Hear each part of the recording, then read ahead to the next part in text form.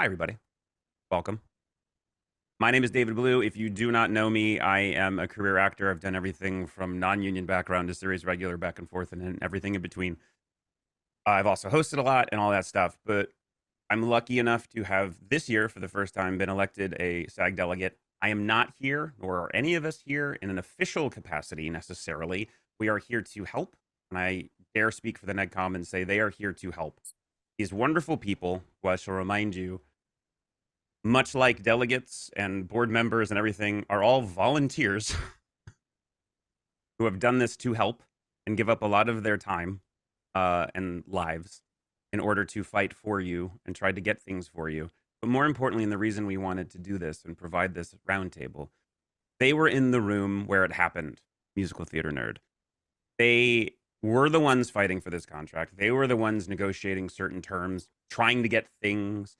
And the point of this is for you to not only learn, but ask questions about why stuff happened, how it happened that way, why stuff didn't happen, whatever your questions are. So first off, a few rules for today, and then I'll get the heck out of the way. Number one, we love them all. They are amazing. Everyone here and everyone not here, every NEGCOM member who fought real hard for this, we all thank them from the bottom of our hearts. It has now been said, and not every single person needs to say it before their question. Pretend it's the preface before the question. Pretend that always happens, and then the question happens. So we don't need to say it again. We only have a little bit of time. Let's maximize it. Yeah, if you're going to say it, just mention me specifically by name, and Can you mute everyone Ben? else Jesus. will be assumed. Number two, questions only, please. No statements. We don't need statements. We don't have time for statements. Whatever your question is, prepare it ahead of time. One per person. If you have another one, you can come back later. But please avoid statements. It just wastes time. We don't need to hear or want to hear how anyone is going to vote, or God forbid, already did. We're here to ask questions and answer questions and get as much information as possible, right? This one's really important. Please listen, even when it's not your question, because your question may be answered. Other questions you have may be answered in the process, or you might find information you didn't even know you wanted to know. Please pay attention and listen to as much as you can. It'll go a long, long way. Any sort of tomfoolery or trolling or anything in chat, you'll get kicked out, so just please don't. It's a waste of time. Most importantly, when you have a question, not yet, I'll tell you when. If you're on PC, there's a little bar of stuff underneath the Zoom. One of them is reactions. One of them is raise hand. That's how you're going to get in line to ask a question. Don't type your questions in chat, because that's not where they're going to get answered. If you have a question, raise your hand. This is all being recorded. It'll be posted as soon as we can after the fact. We got it up pretty quickly last time, I'd like to say. So you can watch it then. If we say to you, your question was answered in the last one, that's up. Not to promote my own socials, but on the top of my link tree of every social media that I am on, there is this link to this one right now, and then there is a link to the video from the last one. You can actually still watch it, and you'll be able to watch this one as well. So that's all time-saving stuff. Just for the sake of sanity, I'm just going to say these prefaces, and then we'll get to questions. One, the MOA is out. Been out since Friday. You could read it. Should have read it. But it's there. So we don't need any questions about when's it coming out, when's the contract, where can I see the full contract, can I see the full... It's out. You can watch it. Watch it? Well, you can actually listen to it. Brendan Bradley recorded it. But you could read it yourself. Go for it. Please do. It's very long. But God bless you. Go get a bottle of wine and have at it. Number two, we are here to talk to these people. I will remind everyone that the internet is dark and full of terrors. And just because people have social media access or are loud on the internet does not make them an expert. So remember, this is your opportunity to talk to people and find out facts and opinions from the people who got this contract. Let's try to focus on that, because there's a lot of propaganda and BS out there, as we've lived through the last several years. And what else am I forgetting? Try to avoid repeat questions, but hopefully if you're listening, there won't be one. And real fast, briefly, unlike me, Oh, reminder, Zoom might as well have been called. It's my running joke. I know you've probably heard it before, but in Latin, Zoom means I'm sorry, you're muted. When you're called up to ask your question, just make sure you unmute yourself because you're automatically muted right now. On that note, can everyone in NetCom just real fast introduce yourself?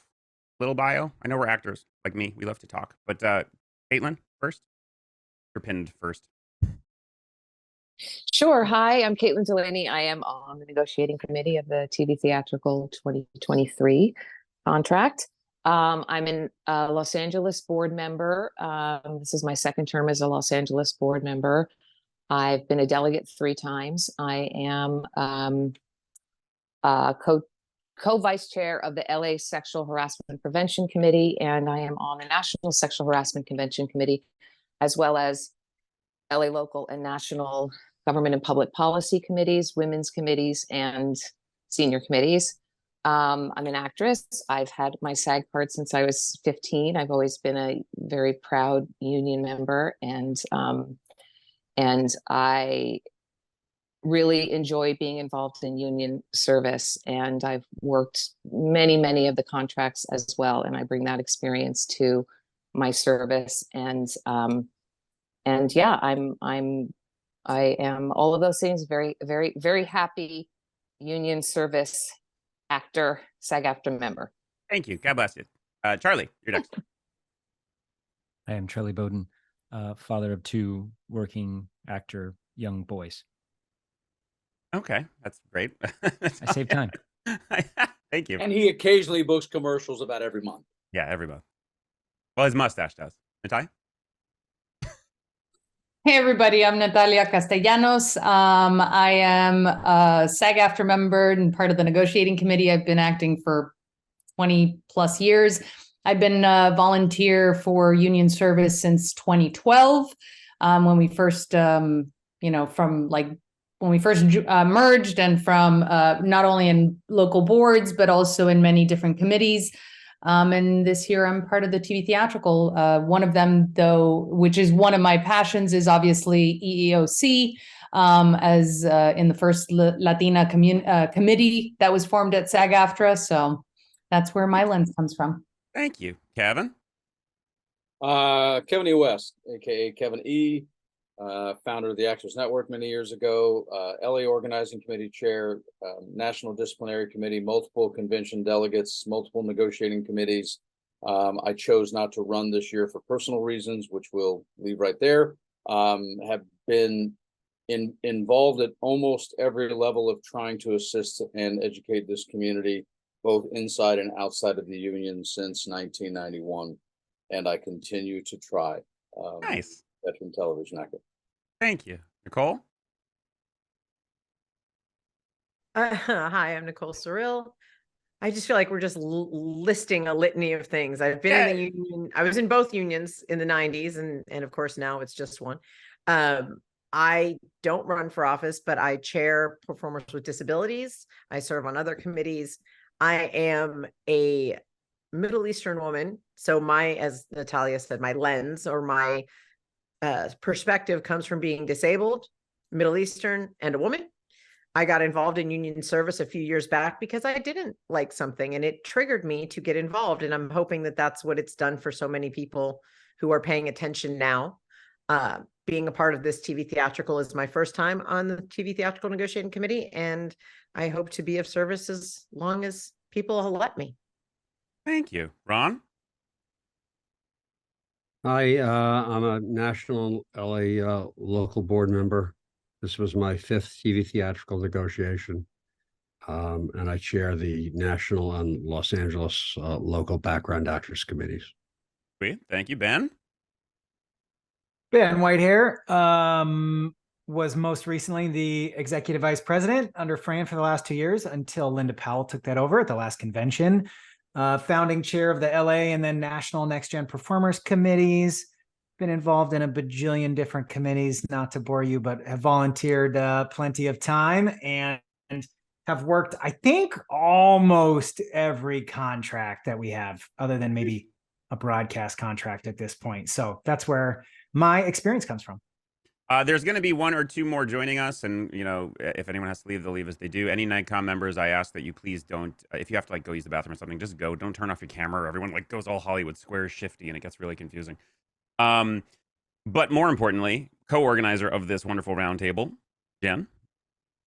Hi, everyone. I'm Jen Levin. I've been a delegate, I think 5 times now, not on the negotiating committee. So I, just like everyone else, I'm here to learn. That's the reason why David and I started this, was so that we could get information and share it with as many people as possible. So looking forward to hearing what everyone has to ask. Sweet. Now I'm going to say one last thing, but go ahead if you have questions. Hit the raise hand button. Now I'm just going to say this to NEGCOM, which is what they are here in capacity as, and also to everybody who wants to hear things and ask questions. Hopefully, if we have all these people and I just get to ask my own questions, that's cool. I'm going to be a little bit of, I mean, I've hosted a lot and moderated a lot, so I'm going to act as a moderator, which may sometimes seem bad copy. If I feel like we need to move on, I'm going to try to push things to move on. But if, you know, we have more stuff to say, we're going to have more stuff to say. So if you hear me, you know, trying to say, hey, that's on the video or whatever, it's nothing personal. Just trying to make sure as many people as possible can get their questions answered, and we can just kind of reach as many as we can. And now Charlie will serenade us with his guitar. We have no questions Virtual yet. background. Well, Virtual David, background. David, if I may, just to give a quick disclaimer, you know, we are talking from our lens and what we experienced in the room. We're not here to tell anybody how to vote.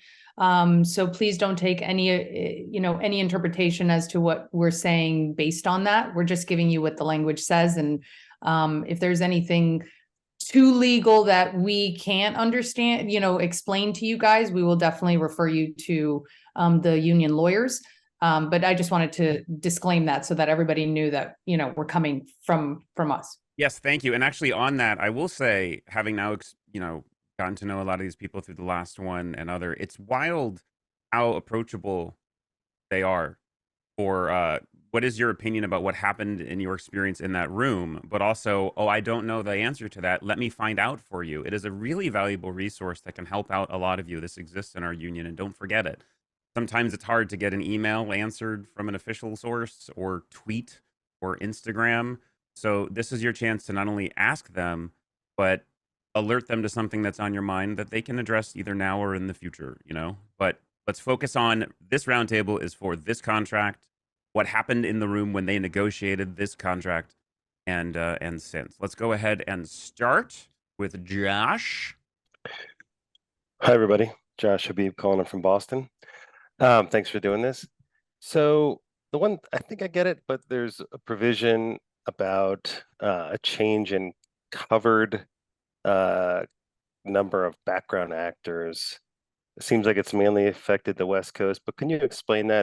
Did it just increase the number of background actors that are in SAG that have to be in the productions, and is it focused on the West Coast or is it national? The Schedule X provisions are national because there's a Schedule X1 and X2. And what has happened is on the West Coast, the numbers have gone up from 22 to 25, and from 50 in TV and 57 to 85 in film, and all of the stand-ins are out of the count. So that is now matching on the West Coast what happened on the East Coast. So, okay. But the significance here that people have to understand is that it's since 1992 that the numbers have been uneven on the two coasts. So for 30 years, it's taken us 30 years to equalize. And in all that time, we have not been able to increase any numbers on the East Coast because we've been concentrating on getting equality. So now in moving forward, we anticipate that we'll start being able to get increased numbers on the East Coast. Cool. Okay. Thank you. I wanted to ask Ron a quick question about that. How many jobs does that, I thought you had a figure for how many jobs that will add. It's estimated that's going to increase 10,700 jobs. Okay, cool. I love it when you guys have stats. So So fancy. We have a blank wall who has. That was Jenny who walked away. Okay. You're muted. Just so you know, you are muted. And then whenever you're ready, unmute. Go for it. Oh, going to get my glasses. Sorry. You're good. I have a question. There's been a clause in the contract having to do with the number of jobs that a performer who's on hold with his option or her option could only do so many guest stars, and with and without permission. Has that gone away? I know that I read the MOA, God help me, and there were a bunch of things that have been discontinued or deleted or expired. That was not among them. So I wonder if it's still there. It didn't go away. God damn. I don't recall if we changed the time frame.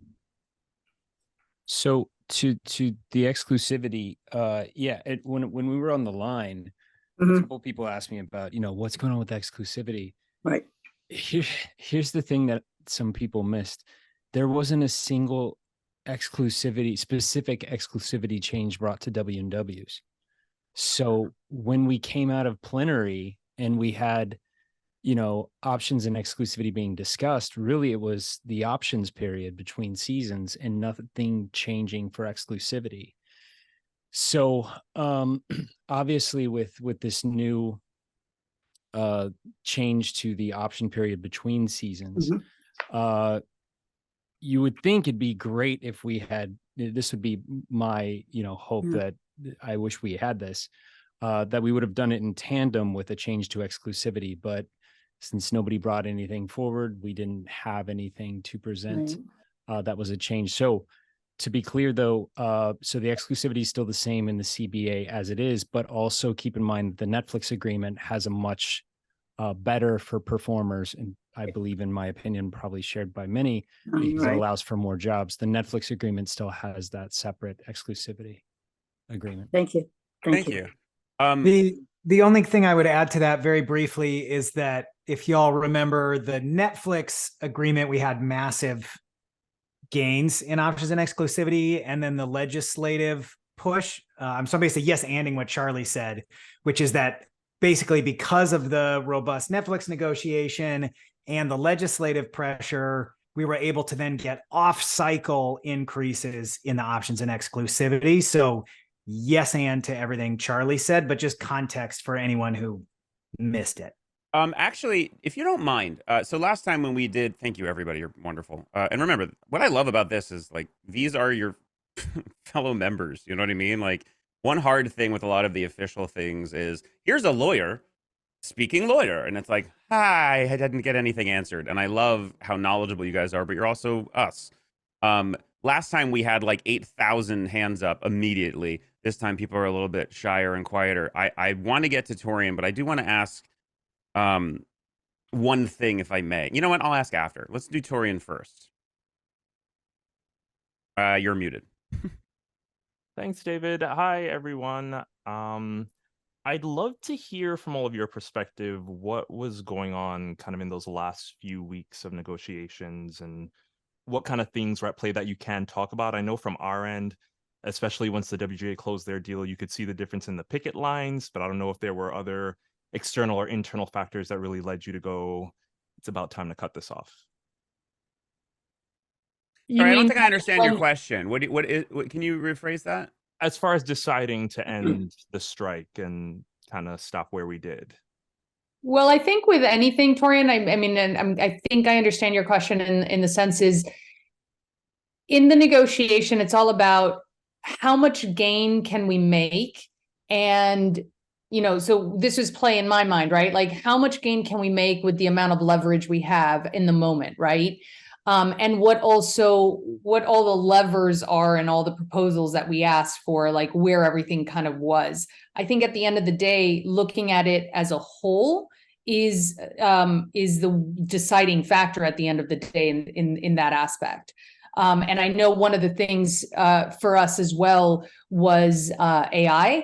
One piece in the generative AI synthetic fake performer that we were really wanting to at least get which also made us more comfortable to be able to say this is the time. Does that answer your question, hopefully? Yes, thank you. Forgive me for jumping in, but I just wanted to clarify because I wasn't sure if I was misunderstanding. I don't think I wasn't negotiating committee, but so if I'm wrong, just throw something at me. It wasn't that like they looked at the line and went, "Oh no, we got to do it now." It's that they had achieved what they were going to achieve and wanted to achieve, and went, "This is a good deal," and I also think the best we can do. Well, let me add a little bit to that, Natalia. When you go back and forth on a negotiation, just think of it just playing tennis or ping pong. You start out with probably a larger number of things that do not have a tentative agreement because the proposal package is a sum of its parts, right, Torian? So when you start out with we don't have any agreement on whatever 117,000 things, which is I'm just making a joke, you work your way down to how many things are we still stuck on?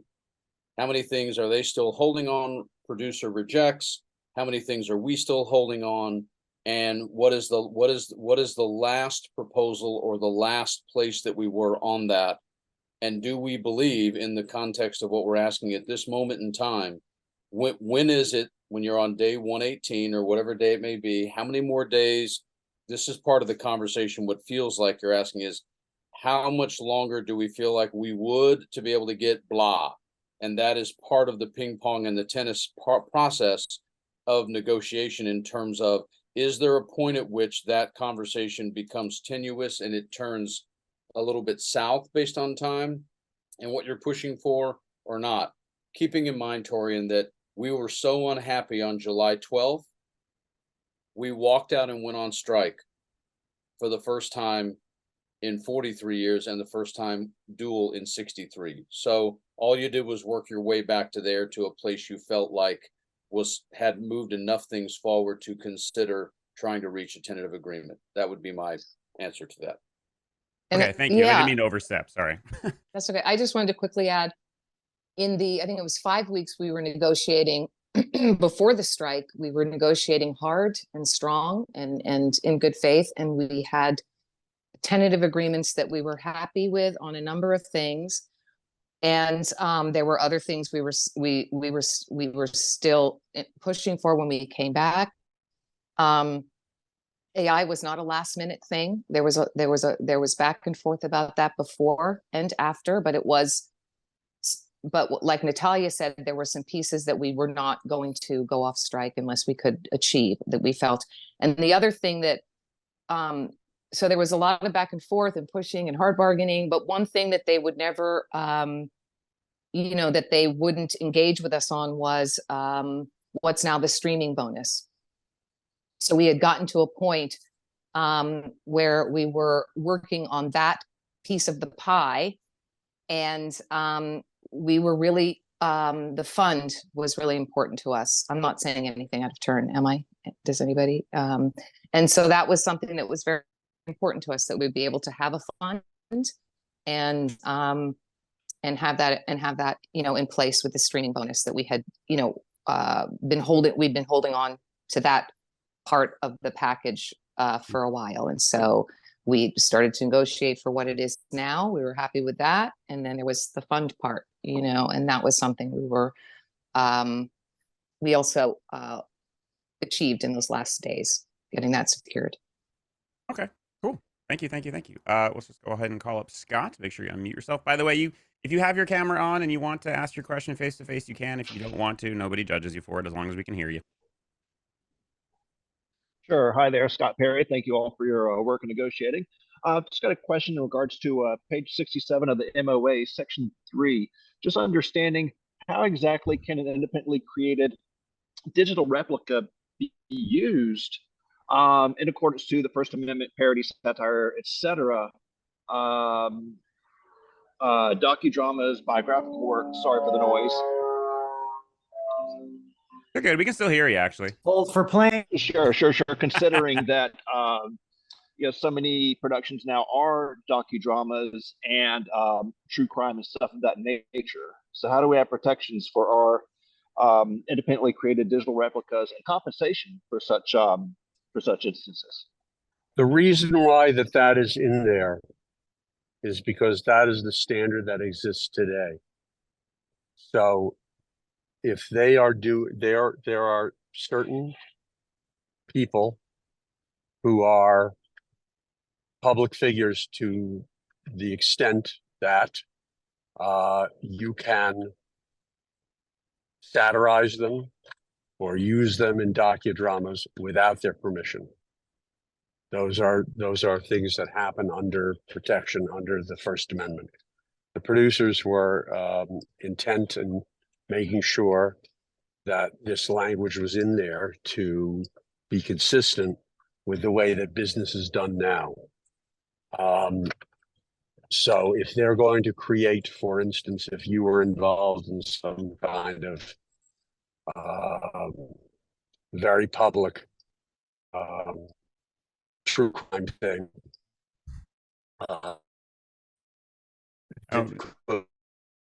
do a docudrama and reenactment your permission and hire an actor to do it.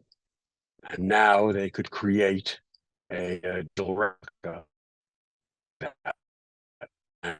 I'm so sorry, Ron. Ron, you're cutting out a little bit. Can I ask real fast? Also, Ron, for the love of God, please be careful. You're driving while you're talking, and I'm so terrified that something's going to happen and we're all going to watch it.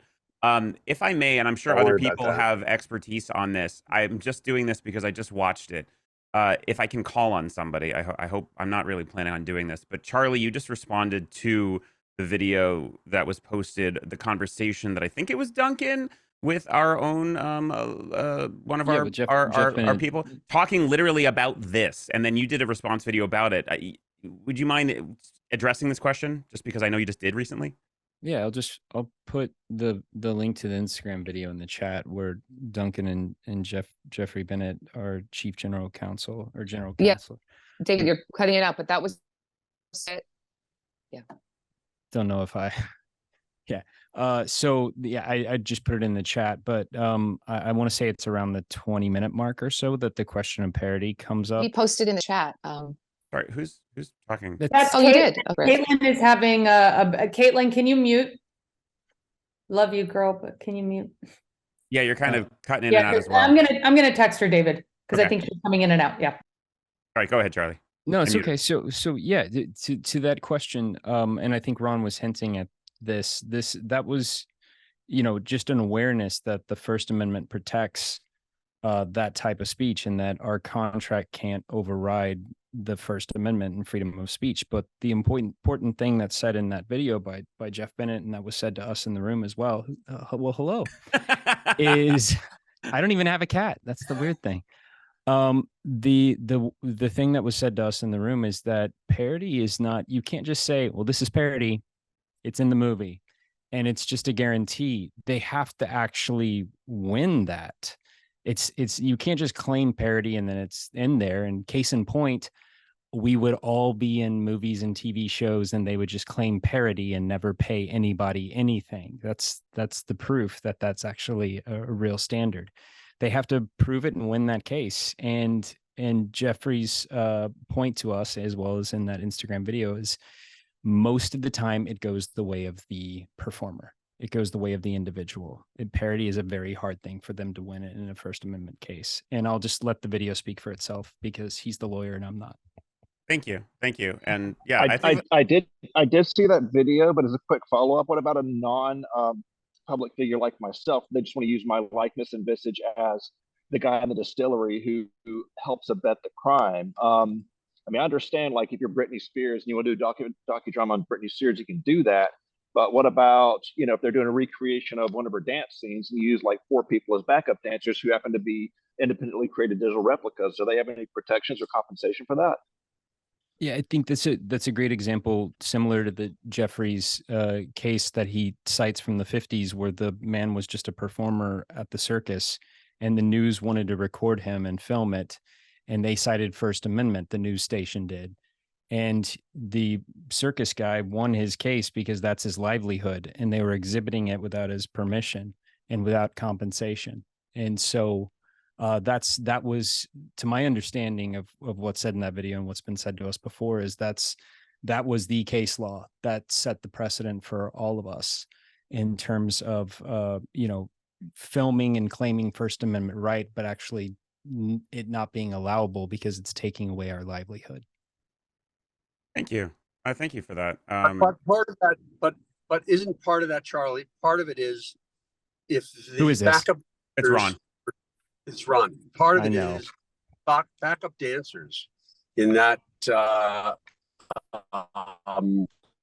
example are not being represented as those actual people. Then I don't believe that there is a case to be made that they are being parodied or satirized at all. They are not. It is actually going to be Britney Spears in that one, that they are actually really recreating as an individual. So it also becomes a different burden of proof. I think yes, Ron. Yes, and I think circling back to what I started with, and that is, if you're concerned, if anybody, and I get the concern, I really do get the concern, but I think the perspective to step back and look at it from is, if that really was the case, if we really truly believe that they could just claim parody and use us in any way, shape, or form, then all of our videos out there can constantly be fodder for film and television, and they could have been for the last decades. And that's not the case. It's not the case. So I think it's just important to keep that in mind, that they can't just all of a sudden start claiming parody and using us in pictures. I'm gonna, if I could be wrong here, and then we'll go. Thank you so much for that question, and then we'll go to the next question. Just if I at any point remember, I am not negotiating committee. I'm just trying to understand things as well, and I'm not taking privilege to ask questions. But negotiating committee negotiates points, negotiates deals, gets the best they can, does all that. They send the lawyers off into a closet to type up the contract and use the legal jargon to close loopholes and make it make sense and make it the insanely huge document that it is in order to enforce those things. That being said, from a legal perspective, from the world of the law, you make a contract so as to set things and rules and boundaries, and then if and when it's crossed, you go to court to enforce things or sue or whatever. Everything that has ever been put into a contract or a law doesn't necessarily have a, oh yeah, we wrote it because this thing once happened. You're setting the new rules of moving forward and hoping you're covering that. And then if not, you then get litigious if you have to after the fact. That is just how contracts and negotiations work. And I think some people, nobody who just spoke, but I've heard it online, have this sort of, but what if, but what if, but what if? And that's why they negotiated this and why they wrote this contract, to try to prevent the if, with the understanding that if, we will then deal with it.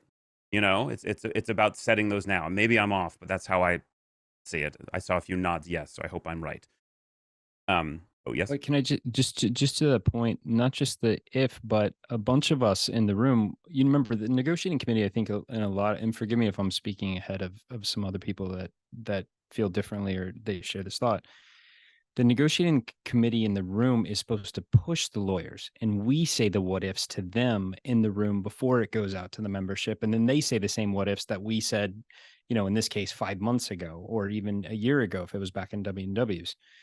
And so we did that what if stuff, and the lawyers are privy to all the case law that protects us in these contracts. And there's a lot of lawyers, and they have a lot of education and experience and understanding that I don't have, that Ron doesn't have. Well, maybe Ron, but like a lot of people have that they don't have, but these lawyers do. And so the what ifs are so damn healthy.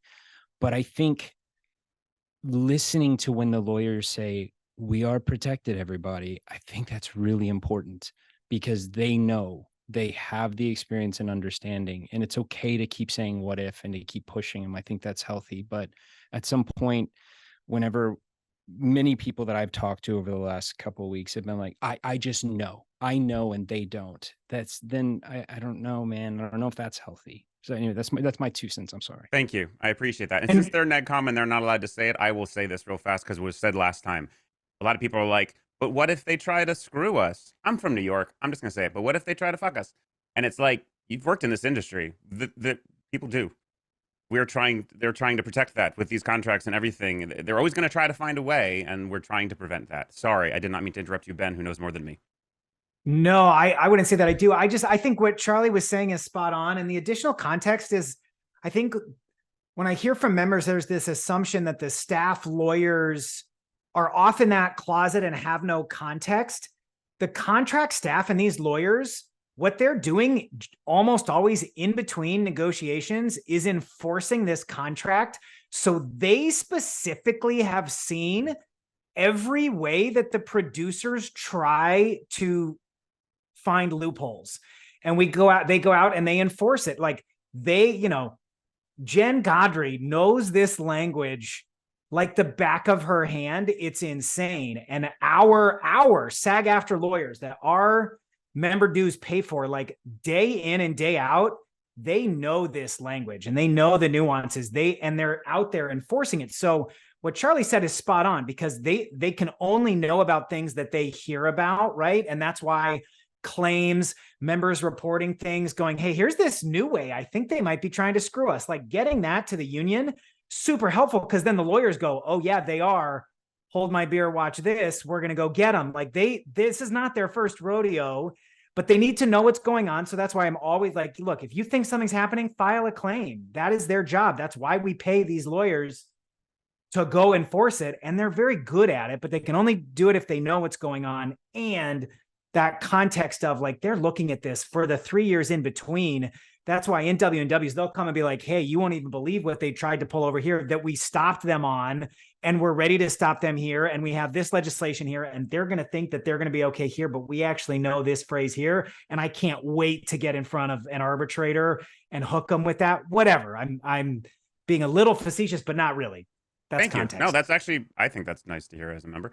Let's move on to the next question. Oh, sorry. Wait, David, I'm sorry. I had a quick addition because with Jenny O'Hara's question and what Ben brought up with the W&Ws, I just wanted to make sure everyone here understood and knew that we have 6 weeks of working and wages meetings where many of you probably all know this, where members come before we get into negotiations. And that is where members tell our staff and our negotiating committee what issues they've had, as well as hopefully doing claims and bringing these things to the union, or things that they would like to be improved. So that's why when Charlie said exclusivity wasn't brought up, it is the way the structure of the union negotiations work is what comes up in the W&Ws through members' concerns and experiences, then becomes the things that we work to improve in the contract and negotiate for. So I just hope whoever hasn't heard of it will please come to the W. Nope. The other W was after. Well, oh, there you go. Alert before that, the next W&Ws. Yeah. Perfect. Yeah. It's Thank in you. the 2.5, about. So I love your just Wi-Fi so much right now. remember contract and I'm so sorry, Caitlin. You keep cutting out. I do apologize, but we heard you. We absolutely did, and thank you. And everybody should attend those meetings. I'm guilty of not going to them that I should. So there's a lot of information that we can all participate in. Let's go to the next question. Jeff, if you could unmute yourself. Hi. Hey, what's up, all? How you guys doing? Hello. Hello, dude. Jeff Thank you for Torres, having Captain me. Extraordinaire. Yes. Oh, hey, what's up, man? Charlie, what's up, dude? How you guys doing? I had a question that's kind of an interesting one, because I've been kind of inquiring about this kind of concern, and maybe this isn't the space for it. I'm not really sure, because it's not necessarily directly contract related, but I know that you guys have mentioned a lot that having a blank page for AI is super dangerous, and I agree with that, because there's no plan forward, and so these are the protections that we've gotten. And I as someone that likes having plans and likes knowing what's going to happen and what all of the possibilities are in any given situation, I guess my question is, so what exactly is like the union leadership's plan, if you guys know at all? If this vote goes no, if it gets voted down, what's like what are the steps? I know that the negotiating committee goes to the national board, and they suggest whether we go back on strike, withhold labor, picket lines, whatever it is that they suggest, and they vote on that. But yeah, what does that plan look like as far as is there a plan if it gets voted down? I will say that this was actually answered in the last roundtable, so I do want somebody to address it shortly. But just a heads up, if you get the chance, Jeff, at the top of my link tree on every single social media in the world, the second link is a link to the last 2-3 hour VOD, video on demand, for those of you who don't know the term, and you can actually watch it and it's answered there. But if somebody can briefly answer that, what happens if there's a no vote and it does not get ratified? Well, you know, one thing to be aware of is that when people say go back out on strike, the strike is only suspended. We haven't ended the strike. Yes. So yes. if the deal goes down, we're still on strike.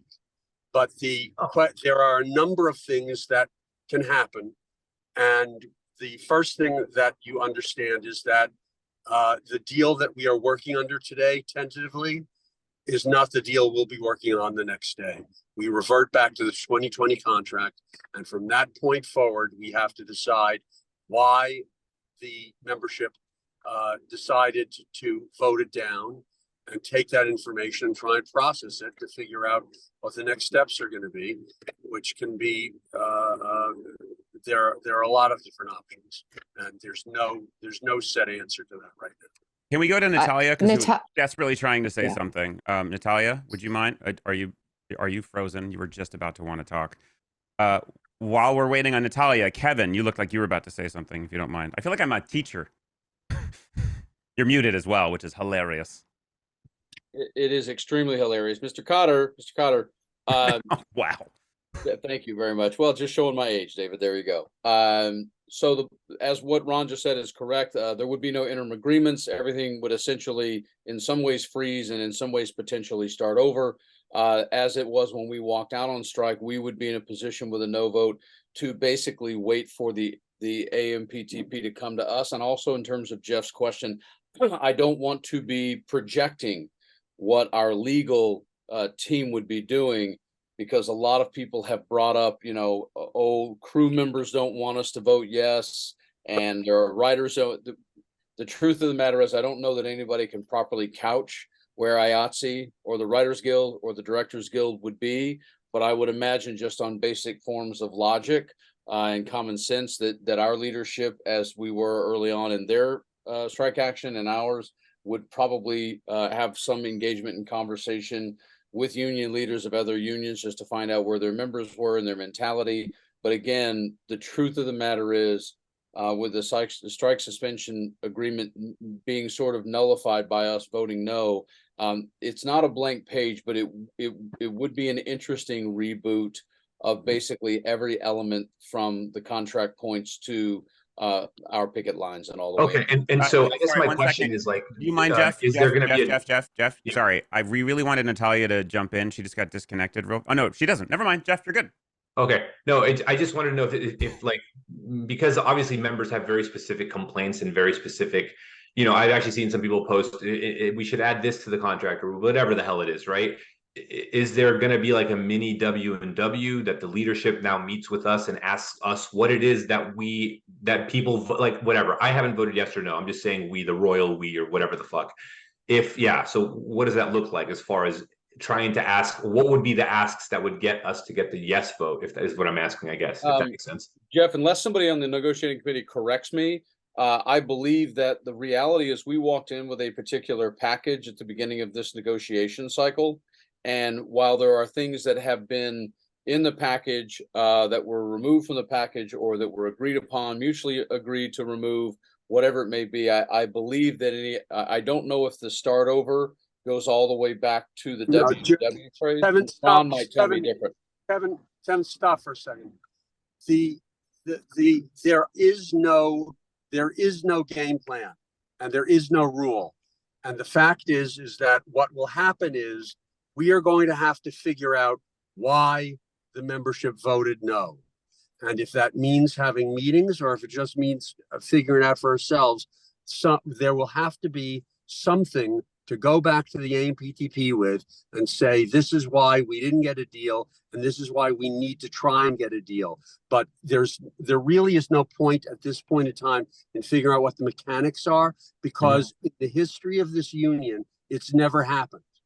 So we'll have to figure it out. But also Kevin said something that I got to correct, because he used the word interims, and the interim deals, the interim agreements will not go away. That's what I said. Way is the deal that we're working on right now during the strike suspension.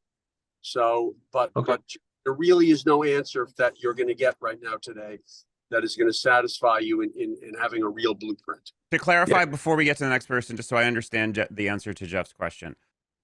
So in this world where we're not there yet, we're currently voting on a deal. The deadline is December 5th. Please make sure you vote however it is you're going to vote and get as much information as you can beforehand. If it were to be voted no and not ratified, I honestly personally hate it when people say blank page.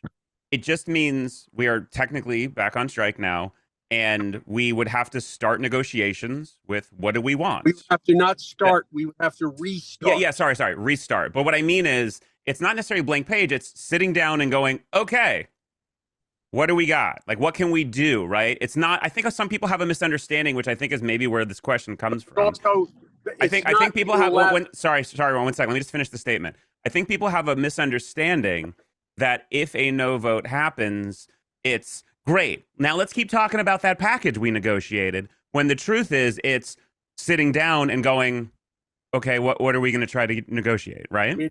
It's not a unilateral situation. So when people say blank page, we don't know how the AMPTP is going to react, right? Yeah. So you're having a conversation. We have already told them what we wanted. And theoretically, if the vote went down, it's because there are a couple of things we didn't get, right? Or we didn't get enough of. So our modus operandi is to go back in there now and say, we want everything you've given us, plus these things that the membership have just told us were not sufficient. And their modus operandi is going to tell us to go fuck ourselves. So then we're going to then have to have a negotiation where we try to achieve what we need, and they're going to try to not give us what they don't want to give us. So we go back to the table, except with a clearer understanding that the deal that we brought them was not sufficient to close. And so when you say blank page, it could be that they go and say, you know what, if you want these things, then you've got to give up some of the things that we gave you. And if that is an interpretation of a blank page, that might be it. Or they might say, you know what, we want to start from scratch. Yeah, to be clear, I didn't mean blank page. Sorry, I meant blank page as far as the strategy, as how we, continue our movement to get what we want if that were to happen. I did not mean that we're going to go blank page contract. Okay. Thank you. I do believe. Let's let Caitlin talk, and then I do believe the rest of your answer is actually in the previous VOD. But Caitlin, go ahead. Yeah. No, I was just going to say, because we were discussing this amongst ourselves, and someone asked this question because members were asking. So just to be clear, the AMPTP is under no obligation to honor any of the terms of the current tentative contract and can force us to start from scratch and bargain everything we had already achieved. They can also reintroduce all of the proposals they originally put forward, as well as any additional ones they may want to introduce. So, and if there is no ratification and we don't have a tentative agreement within a reasonable amount of time, when we go back, if we were to go back into negotiations, they can also implement an agreement with their desired terms until such a time is that we reach a new agreement. And there is no guarantee that we will just continue until further notice under the 2020 contract. And, if we don't ratify a contract that, we bargained for with them, who knows how they will feel and what they will put across the table. And so I'm just giving you all sides of that story. Thank you so much. Let's go ahead and move on to the next one. As I said, if our people were curious, that was sort of asked in the last one and addressed similarly, but good information. Thank you. Anna? I think I got it wrong last time too. I'm so sorry. Hi, no, Anna's fine. Thank you. So if this was answered in the last one, apologies because I had to leave early, but if so, I'll go look at it. it's hard to parse out sometimes the jurisdiction of our union when it comes to employment.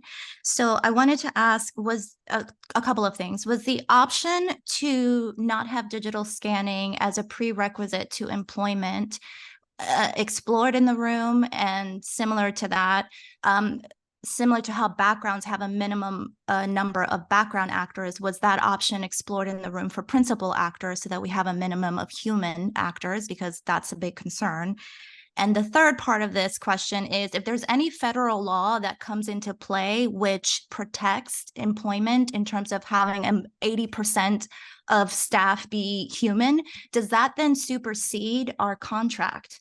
Like, does our contract have to then kind of follow federal law? Sorry, just trying to do like one question per person, so many people have questions. Can we do like the first and the third? Is that cool? Is anybody, or if anybody? Yeah, I'm just wondering, yeah, is it even legal for us? Is it even legal for us to attain not having digital scanning as a prerequisite of employment? Because don't employers sort of decide their employment rules? Like, let's do that first. So as far as what you guys fought for and addressed in the room, was there an attempt, or what was the result of the attempt to try to prevent them from what a lot of people are saying right now, like the condition of employment?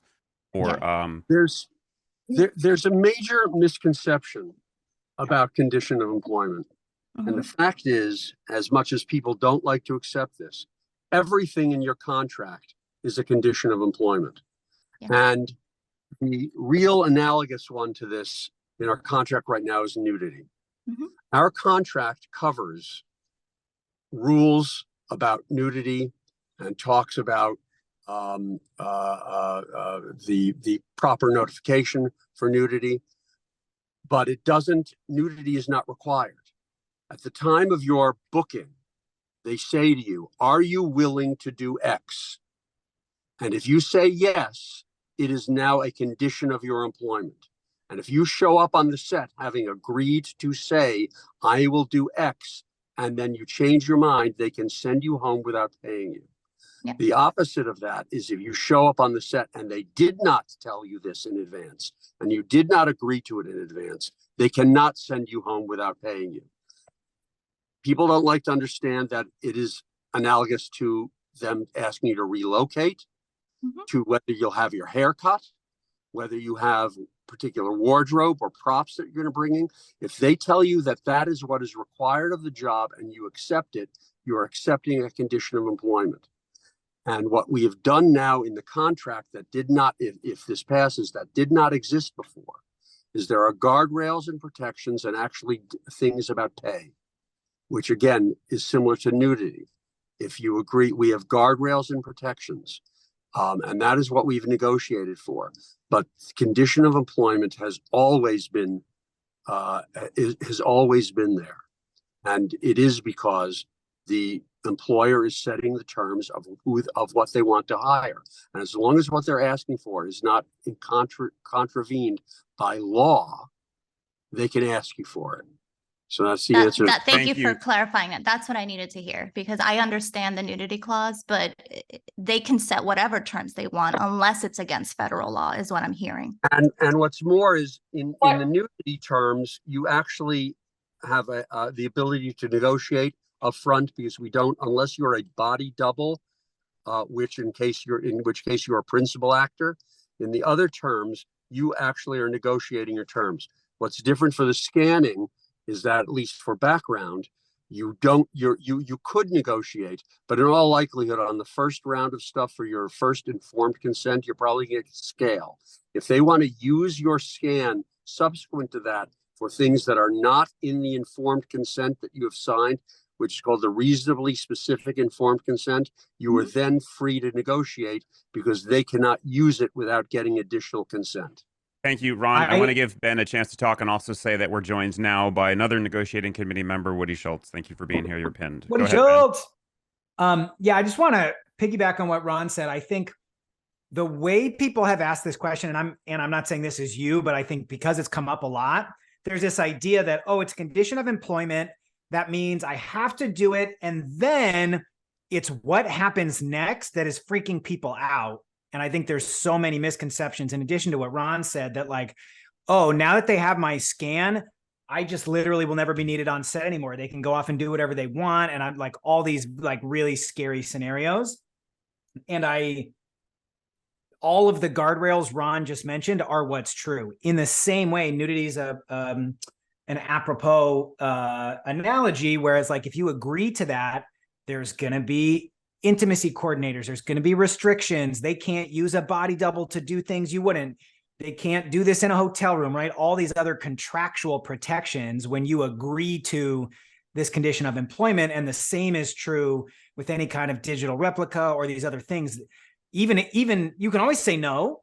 And then if you do agree, there's all these other guardrails. They can't just go and use it for whatever. They need consent. It's going to be more expensive for them to do it than if you were on set, like all these other things. And so I just, again, Anna, that I'm answering a question maybe you weren't asking, but I hear lots of people asking it. No, and thank you for clarifying. And that wasn't my question. My question to me feels that there's a lot of chatter of questions that I don't think are actually in the jurisdiction of our union contract. So that's your third question, right? So for the third question, which I do want to get to, and if it's okay, Kevin can address it because he wanted to respond to the other thing too. And just to pinpoint what Ben said, if this contract gets ratified, those guardrails are in place, those protections are in place. Without it, it's the Wild West. But your third question was, yes? Quick, just to add one more thing to that before you move on to the second part of that question. It can already be a condition of employment that they scan you. Yeah. But with the language that we now have in this tentative agreement, now there are protections and guardrails put in place should they scan you, should they make that a condition of your employment. At least now you do have protections where currently none exist. So they can still make scanning you a condition of your employment, regardless of whether this contract passes or not. But if it passes, we now have tons of protections and guardrails around that. And just to save time, just to understand your third question, are you saying where are we protected in breaches of contract on the federal level? Is that what you're asking? No, I'm saying if the federal law puts a bigger restriction on AI, will that add additional to our current contract? Because I feel like a lot of our energy should actually be shifted towards federal regulation of AI and not actually. Sorry, no statements. Let's do with the question first. So can one of you guys answer that question, please? Okay. I am not a lawyer, although I'm pretty sure that we do not have any federal law that mandates the number of humans versus AI as it applies to our industry. I'm pretty sure of that. To that point, and I want to also kind of bottle this S in a way that's come up a lot, and because I believe that we are going down a road very early on here where we think somehow there are going to be just digital replicas all over the place tomorrow. I'm reminding everybody it costs $10,000 to $20,000, and this is what's being left out of all these little AI examples I keep seeing popping up like memes everywhere. Remember, guys, we're talking about broadcast quality level humans. It takes a large staff and a lot of people in time, 8 days to shoot, production, get it up in the air. There's an element of this that's a long way from it being sort of daily practice. So for someone, when they're limited by our provisions, is going to create a digital replica of you, and it requires consent and compensation, and it's for television, they only have a short period of time to actually do that. So the likelihood of them using this right off the bat when you're not an A-list star is minimal for now. Sure, will the cost go down over time? Yes, but without a federal law, and what you're saying, Anna, to me, unless I'm incorrect about how federal law or things like that get created, I've been saying it from before the negotiations. I'm going to continue to say it, and it will go far beyond this Zoom today. There is a point at which AI and employment and the entertainment industry are simply someday, I'm just saying someday, I'm not saying why or when, but it will wind up at the Supreme Court. It just will. There will be a lawsuit somewhere. And when you ask how federal law gets created or what's in there, we could create a proposal for the 2026 theatrical negotiations that say, just as we have with background, that you have a minimum of human hiring. But let me share with you that one of the reasons why you don't see crossboarding, co-star, and guest star as language in our contract It doesn't exist. That's jargon in our industry, but it's not in our contract. And the reason why it isn't is because the definition of it could potentially restrict an agent from making a really amazing deal, turning what we might be a co-star for us into a guest star for someone else, if there are rails around the definition of a guest star, a co-star. Conversely, if you were to choose to actually create some sort of a line when you're already being compensated with consent for the use of your digital replica, if your digital replica works 4 days and you work 2, there you go, you get paid for those. If you were to create some sort of a line, then that could also be a situation where it actually winds up hurting us when someone might hire more people and they don't because we have a line. None of this is black and white, but I'm just trying to address the scope of how your mind's functioning as to where this would or would really not go. fast. I want to hear from you, Nicole, but Ben just said he actually can answer this regarding federal law real fast. So I just wanted to go to you. Yeah. Anna, basically the law will supersede the contract. Like if there's better protections by the law. So for example, let's say federal minimum wage went up. We can't then pass a contract that's like worse than the law. Where it gets tricky is in a situation where the Supreme Court goes, hey, AI is a person now and they can donate to elections. And now that starts to get muddy. Like that's where it gets harder. But yes, we can't, if there's better law that gets in place, and that is why so much of SAG-AFTRA's efforts have already been for the last 10 years and are still going towards appropriate legislation. Nicole, and then one last thing from Nicole, and then we'll move on to the next question. I mean, Ben just said everything I was about to say. So well, then there you go. Double that what Ben said. Thank you so much. Jenny, I hope you don't mind. We're going to just skip you this one time because we have other people who haven't asked questions yet. But please keep your hand raised and we'll come back to you and awkwardly stare at you. Jason, if you can unmute yourself. Yes. Hi, everybody. Thank you so much for being here and thank you for all the work you've done.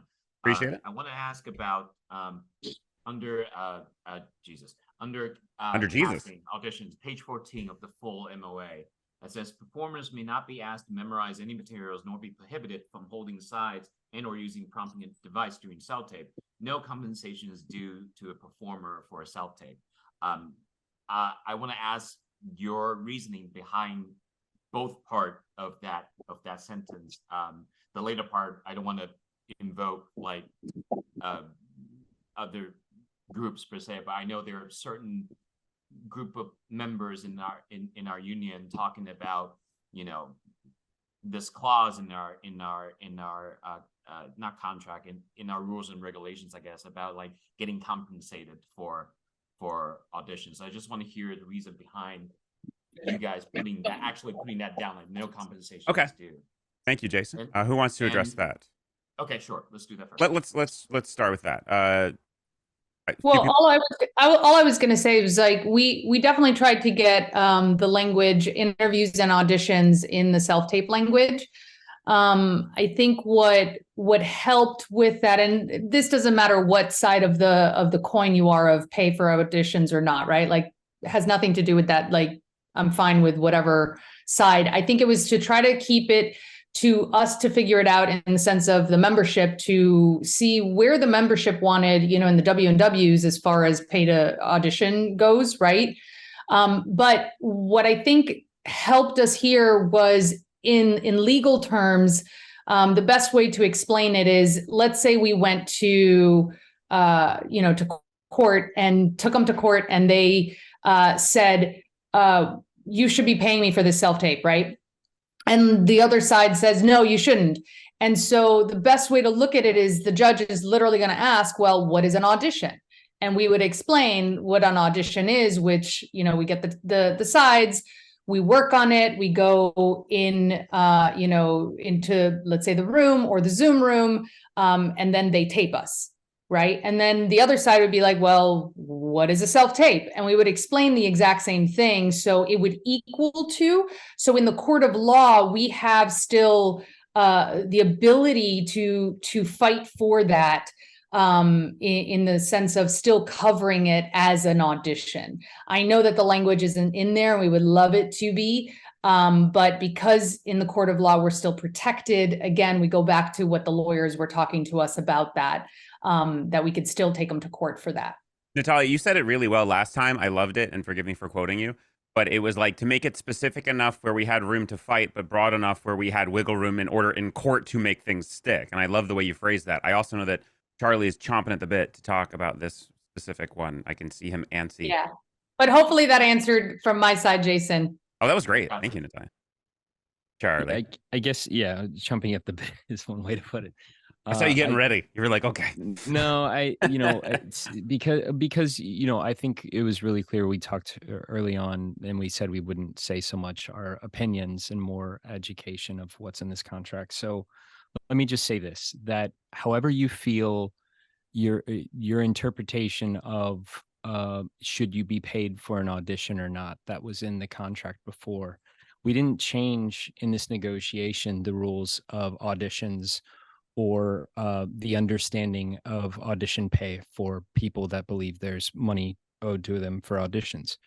So that being said, under the self-tape rules that we have, you are allowed to request either a virtual or in-person audition. And if we have that sentence that says no pay due for self-tapes, there is nothing to stop you from having an in-person. So I'll leave it at that. Thank you. Gotcha. Does that answer your questions? Yes. So it sounds like it's really like a strategic decision of putting it this way. Did I hear someone else? Yes. Talk? Yeah. I think Nicole wants. Oh, sorry. So Caitlin, go ahead. Yeah, I was just going to add, you're allowed to request a virtual or in-person interview. It's not an audition unless they ask you to memorize. So. Thanks. And on that note, real fast, also as a coach and as a teacher, a lot of people were asking me, like, what does this mean? Like, we don't have to be memorized. And I'm like, look, it's been an unofficial standard for a while that a self-tape is supposed to be off book, and in person you're allowed to hold your sides, and it's complete BS because it's the same amount of time for the audition, but it was this weird sort of like unspoken rule.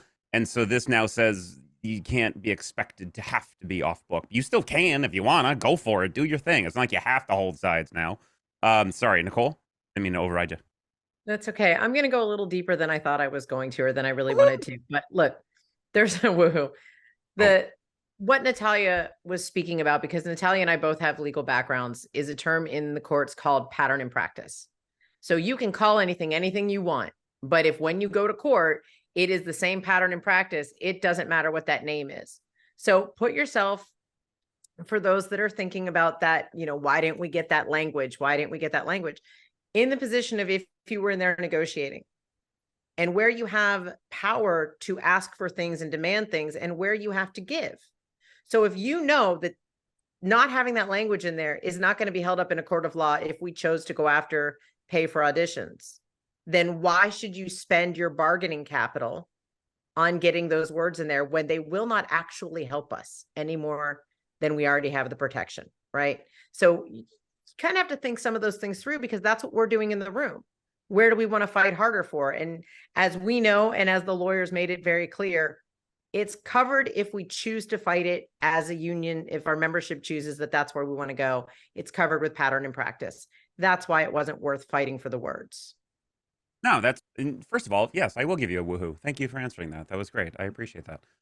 Let us move on to Alyssa. Was that just Caitlin? to say, we did fight for the word. I said we did fight for the words.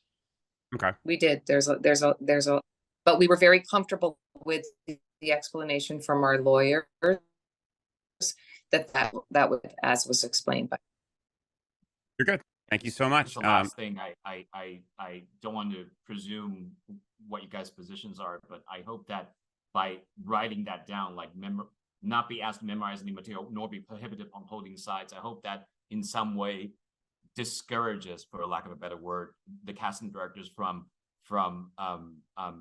looking at the self-tapes where actors are using sides, like treating that as a disadvantage, or like deducting points from that. I hope that with this rule, that makes them less likely to judge us based on if they think we're reading from a teleprompter or. I wouldn't think so. I mean, they're not going to hire someone because they have their lines memorized. They're going to hire them because they're right for the part and they want to work with them, and that's the way it's always been. So thank you so much. It's up to you whether you. Sure. Also, we are joined now also by Jason George. I think his camera's not on, but he's here with us. Hey, there he is. Hello. He is pinned as well.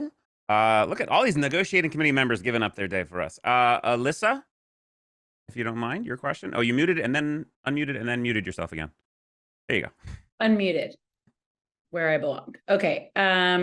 I asked this on behalf of someone else who cannot attend, and I told them I would ask for them. Okay. Are there changes being made on roles being offered regionally for less money than the same roles being released in LA and New York? And if this was not addressed, then why? So this is something that we definitely had come up, Alyssa, in the room, because a lot of our members in other locals were getting the breakdown for the exact same guest star role that we would get here in LA and New York, that was being put as a guest star with guest star pay, while in the regions it was going to like a co-star role. So we have it in the contract as far as talking to them about it and keeping an open dialogue with that. It wasn't something like provisionally like that we want in to add in the language that it says that they have to do that. But this is also where, you know, our members in locals that are seeing that, I definitely think that those are things, if you're seeing, if you have any question about being paid less or whatever, report that, because those are things that we need to also add in for, you know, practice and bargaining, like what Nicole had said, right? To be able to show that you guys are doing this and this is discriminatory. Like, it shouldn't matter where the actor lives. If it's this kind of role, it's this kind of role and this kind of pay. Like, pay up. Right. So it's kind of one of those things where we definitely fought for it in the room, and it's something that is still in there to have a conversation with them. Okay, cool. Thank you. Can I add to Thank that? you so much. Yeah, go. Yeah, go for it. I'll make it brief. Hi, Alyssa. Hi. That is something that coming out of W&Ws through plenary was always under the auspices of it going to be a conversation with casting, and never we're going to lay the gauntlet down and you're going to stop doing it. Was going to be, it came out of and please, anybody from the negotiating committee, remind me if I'm getting this wrong, but it was going to be a conversation with them to tell them, we see what you're doing, stop it. And I should also note that we didn't have that conversation with casting until post-strike. In other words, there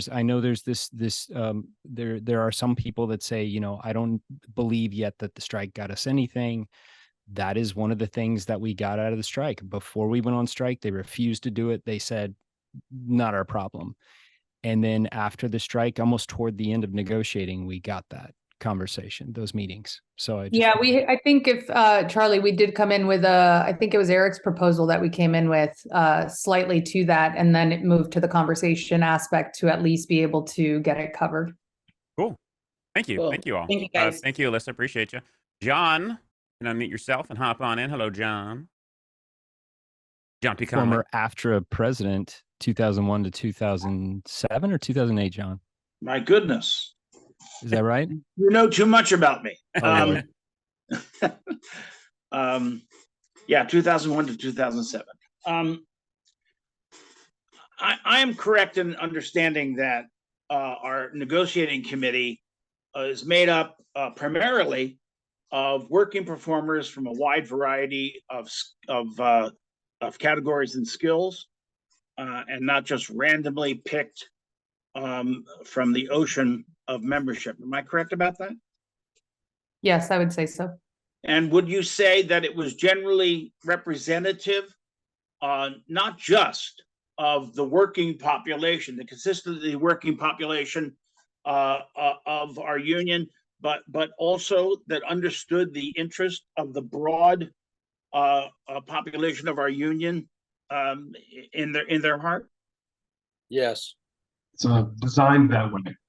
Thank you. I just wanted to make sure that I understood that pretty correctly, because if this contract goes down, I also want folks to understand the level of class struggle it's going to take to make it better. It seems to me, I'll say this very briefly and stop, that Herculean efforts were made by an extremely experienced and thoughtful, from the point of view of working performers, a very experienced and thoughtful negotiating committee. And that, as far as I can tell, we got more than I thought was possible going into this negotiation. I think it's quite extraordinary what we've achieved. That's my opinion. And I want folks to understand that if this goes down, it's not going to be a technical tit for tat with the employers. It's going to be an overwhelmingly crucial class struggle event where the strike that will happen will have to be more powerful than the one we just suspended. I appreciate all of that, John. I do, and it's not even about agreement or disagreement. I just want to make sure we get people's questions answered here, and I did make a promise to everyone. No. It's not even that I necessarily disagree with anything. I just want. I appreciate everything you're saying. Did I not ask questions? No, you absolutely did. Well, you tricky. You did. I will say this though. I allowed it because I'm so protective of everybody in this union, members and NEGCOM and board and everybody, and I'm very protective of these people. And I jokingly said to one of these people via text recently, I will spork somebody in the eye if they come for any of these people, because they have fought hard to try and represent, just real fast. WGA represents writers, DGA represents directors, SAG-AFTRA represents everyone from actors to hosts to DJs to dancers to stunts to voiceover to so many different things, so many different goalposts to move. And I do not think it's right for anybody to come at any of these people as if they're not representative and fighting their hardest to try to move everything forward. So I agree with you there, but I'm going to cut you off because we do have people with questions. God bless you. Thank you so much. But You're David, awesome. to that question, have they asked? Has the question been asked and answered of what happens if the deal is voted down? Answered today. Answered in the last video. Links are on all my bios. We don't have to do it again. You perfectly timed missing having to. Chris Gorham in the room. How you doing, Chris Gorham? Blurry background muted Chris Gorham. Figuring out how to unmute. He'll get it. He'll get it, folks. Eventually. Right, you know what? Maybe I can. There you go. All right.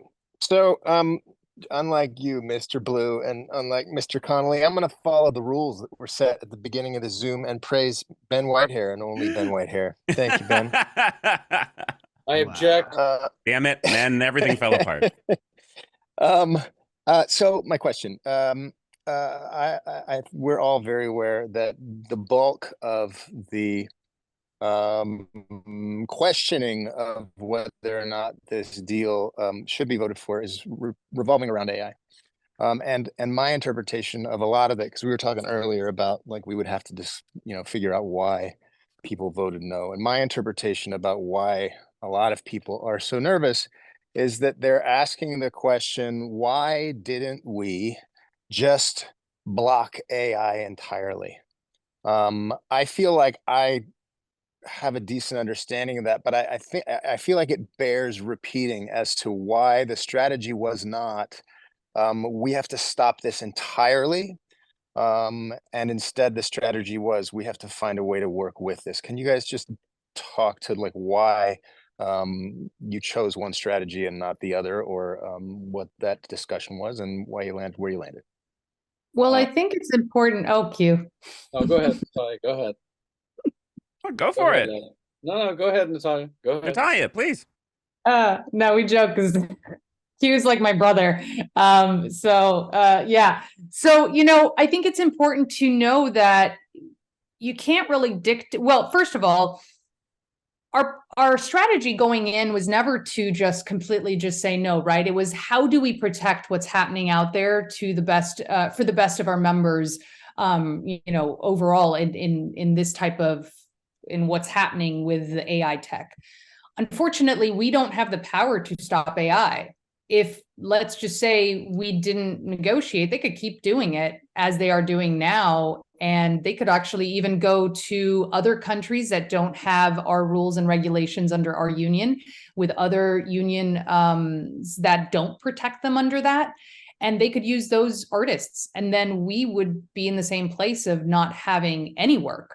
So I think, as scary as it is, at least for myself, when I think about it, is I always went in, how can we protect it to be able to have some say in what can be done and have some say in, and I don't mean just some, but like whatever your say is, to be compensated and give consent to it. So I think it's extremely important to know tech companies are going to do tech. They're always going to keep going, and tech is moving. I mean, we saw the Industrial Revolution and what that did to, you know, cars and the horse and buggies that didn't want the cars to come about, and right, like there's all of those examples in history, I think, that are important. So for me, it was always about, and I think, and I, again, if any other members disagree with me, please say so, but it was always about protecting our members as best as possible. And it's also, Chris, my dear good man, Mr. Gorham, the fact that it was already in play. All you have to do is just look at Indiana Jones. The reality is AI had already been used at the highest level in this profession by the performer who has made the most money in the box office history. And people looked at that, and what's occurred, what would have occurred, is to try and say just no AI, human only. The irony is that, again, it already existed. So you had practice and pattern with regards to that. And yet we talk a lot about, in terms of our contracts and maybe some of the shortcomings of the past, trying to make sure that the younger generation, the people just coming up, not me, not some other people, actually have a future. And that's part of the reason why you have compensation and consent. Again, it's still being juxtaposed, I believe, Chris, too much from the standpoint that we believe this is going to affect the John Q. rank and file actor tomorrow. It will at some point, probably, but it, based on its cost and the time and staff required to do it in a short period of time to the level of broadcast quality, is going to take quite some time. And why we put those provisions in place is just like everything else we've been discussing in terms of claims and evidence. Once you actually have people beginning to actually utilize any of the provisions, every single time it happens, you are cementing and solidifying the very provisions which you have created, so that it sets a template for any legal standing or any futuristic efforts that would ever be made by a circuit court and or anywhere else in terms of arbitration mediation with regards to those provisions. So to have tried to do it without that, or to do it lesser than what we did with employment-based, independent, with actual synthetic performers and GAI training, etc., to have done it and not included any of those things, or just some of them, would have not set us up in a place to begin to start building and being able to see exactly what's going to happen in this industry, and putting those rails, you know, for lack of a better phrase, those tracks down to be able to see what's going to happen in this industry for us regarding AI. I think was pretty agreed upon as simply imperative. It was also not to be like, go watch our video, we don't get paid. In the previous video, it was actually kind of addressed pretty well too, and talked about how it's kind of future casting in a way. Technology moves exponentially fast and it develops so quick. If you would have asked me 2 years ago if we'd even be talking about AI, I'm like, what, are we just shooting a new Terminator movie? What are you talking about? It's weird, and it's still developing. So it's the groundwork. Charlie? Yeah, I was just going to add that, by the way, hi, Chris. I was just going to add also, and I don't think I've said this out loud yet, so it may sound really dumb. Not that a lot of stuff I say is, but, you know, keep in mind that everybody keep in mind that AI in this contract is only used under the term generative AI. We conflate so much AI with our digital replicas, meaning, you know, the entertainment-based digital replica or the independently created digital replicas. That's VFX. So if we were to ban AI, that's generative. That does nothing to say for them creating a scan of you or using library content and adjusting your mouth and whatnot, because AI is just one option of a tool that they can use in post-production to do what I think some people want when they say ban AI and ban scanning. I think they're saying have complete control over the VFX process and telling post-production editors what tools they're allowed to use or not use. And that's a non-starter with the companies. That's why we have what we have, because we had to work around it. Interesting. Thank you.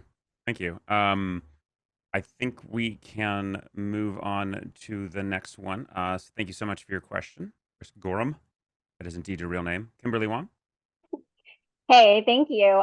Yeah, so I wasn't at the roundtable. I will watch it eventually. The video is apologies. Yes. But this is on behalf of a couple of voiceover artists, because then a lot of us do live action and VO. So piggybacking off of the whole AI thing, the language concerning mouth manipulation and foreign language is very concerning to a lot of VO people. As the new contract stands, what protections will there be in regards to the large dubbing industry of VO artists in regards to being replaced by AI and making like a lot of jobs potentially obsolete? So great question, Kimberly. I'm one of those that makes a lot of her income also in dubbing. So I understand where this question comes from, and it's something that we talked a lot about. I had to look at it differently, right? As the protections that we're getting with primary performances and secondary performances, right? Primary meaning the main actor on that we would dub, right? Like the one on screen that would have that. Secondary would be us, the dubbing community, that would come in and do the secondary stuff. There is, when digital replicas start kind of like, let's say they want to use it to dub something. If I'm on camera, we can't really tell the other. I'm going to use you and me just so that it's easier to explain it. So if I'm the one on camera, how can the union can't say yes to one actor and no to the other actor, right? They're there to protect all of us in that aspect. But how could you tell me that I am not allowed to use my own voice as long as I get compensated and paid for it, right? Like I have to give consent and get paid for that, right? Me knowing that aspect, I would definitely try, because I know that there's other artists and other actors, when I go on camera, that is something that I would want to talk about. Like maybe I don't give consent for that and say, no, you're not allowed to use my voice for, dubbing into a different language. That means that they would have to, hire the other actors for it. But that's coming from somebody who knows and does that work, right? So the protections, right, like Charlie mentioned about, there's two types: digital replica, which is what I just talked about, and then the synthetic generative AI. Under the synthetic generative AI provisions, what makes me feel more comfortable with this is that they agreed to, and this was one of the last pieces that, came into play the very day that we agreed upon this, is that they have to notify the union if they even want to use a synthetic.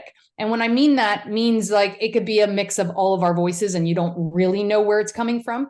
By them having to notify the union and it being in the contract, so if they don't, and we find that out, that's going to be a big lawsuit, is we would want to de-incentivize them from using a synthetic voice for any of this stuff by, let's say, and this is just me coming up with a stupid number right now, but if you want to use that synthetic voice, you're going to have to pay $500 million to use it, right? That de-incentivizes them from wanting to do that, because it's going to be cheaper to hire you as the voiceover actor, and in dubbing we don't get residuals, so it would just be the session that would get paid. So it's going to be way cheaper in that aspect than doing that. No, also by me saying that, the union doesn't take that money. Legally, labor law, the union can't take that money that they negotiated. It could go to the foundation to help actors. It could, right? Like there's other, whatever legal ways that we can help the community would be that. But that protection of them having to tell us is what helps us, because if we don't have that, and let's say we don't have these protections right now, they don't have to notify the union if they want to use a synthetic, and they can. And we know that there's some companies out there that are already wanting to do that. The other thing that I would say with dubbing right now as it stands, it doesn't mean that the tech isn't going to get better in that, is that it's not great at the regionalisms. We have Flawless, which is the company that does a great job with like moving your mouth to make it seem like I'm speaking Spanish or Russian or Japanese. But the regionalism, like how we speak in Colombia, is different than how you may speak in, here in the States, just right. The way I hit certain words differently than you do. And right, there's this regionalism that is just not there yet in the tech.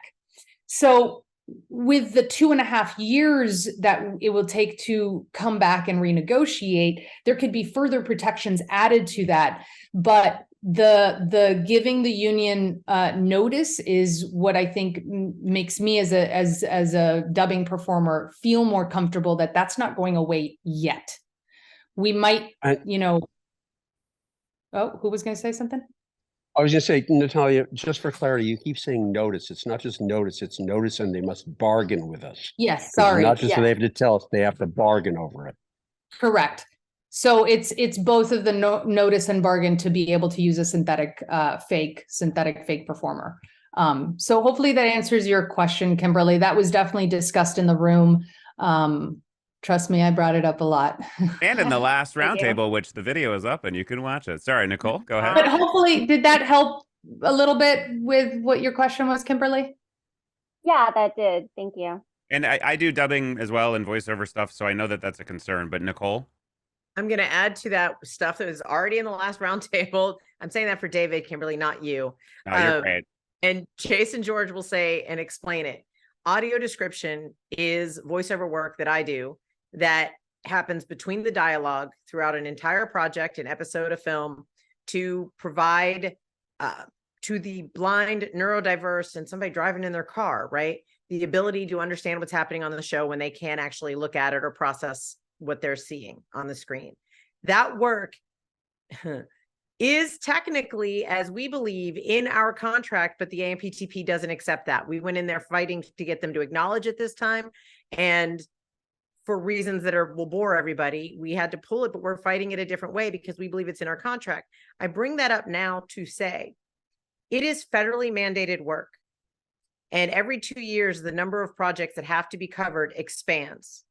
But the ultimate reality is every project made and every project that has ever been made will have to be covered with audio description, will have to be audio described, which means that is a lot of VO work that is going to be coming and available to our membership that is a primary performance. And as Natalia just said, and I'll reiterate, when that gets into a foreign language, they can't just use our voices right now because they can't just change the intonation to match perfectly.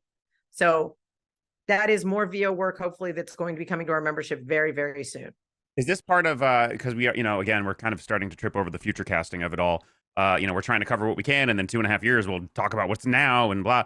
But is that part of what's covered in the sit down every 6 months thing, or is that just the residuals or the AI? Like we're sitting down and we're kind of rechecking in every 6 months? Oh, the twice a year you're talking about? That's a different thing, right? Yeah, I mean, that's definitely based on the AI stuff, right? Okay. And what's being used and which is why it's very important, as us artists, I keep saying it, we just have to keep, I have a communication with my agents that they see a lot more than I do. And because they have more performers, anything that comes up, let me know so that I can bring it up, right? In those things. Sorry, my own question. And then we have the wonderful and amazing, I know, unmute yourself. Yeah, it's you. Come on down to The Question Is Right. I made it. Hi. I made it, Chris. I made it.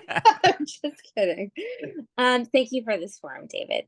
My main question was based on my surprise over the lack of understanding that I'm seeing on this Discord amongst a lot of our membership about unions and what our leadership does and why we have a union.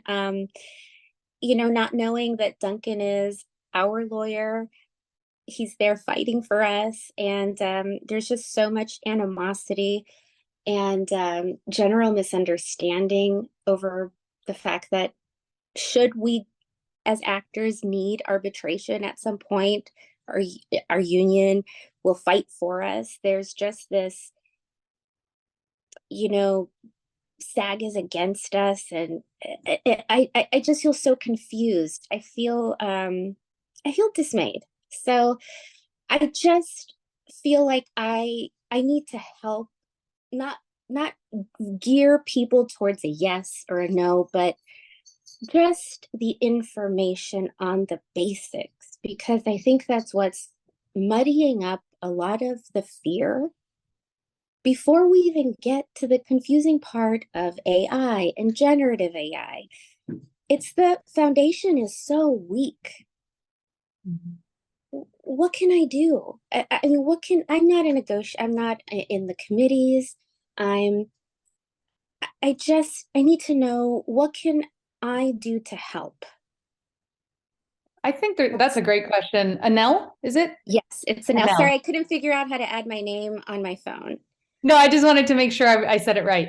That's a great question. And I think, I didn't know anything about the union until 2012, to be honest with you, in the sense of how it ran, right? I got involved because commercials in Spanish language were paid less in use than our English language counterparts. So as Latinos, we were making less money just in the use of our commercials.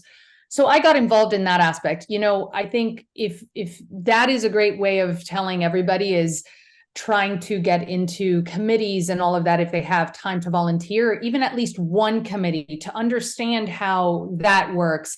We have something even, in all meetings, something called Robert's Rules, and the way we work in how you can speak to each other and all of this kind of stuff. Yes. I think another place, if people don't want to do that, another place is even just as boring as it may seem, reading our Constitution for SAG-AFTRA, which I know it might be a little boring, but I think it's a great way of understanding how the mechanics of the union works. And what I think Ana La Madrid was talking about, of like the jurisdiction of what unions have and not.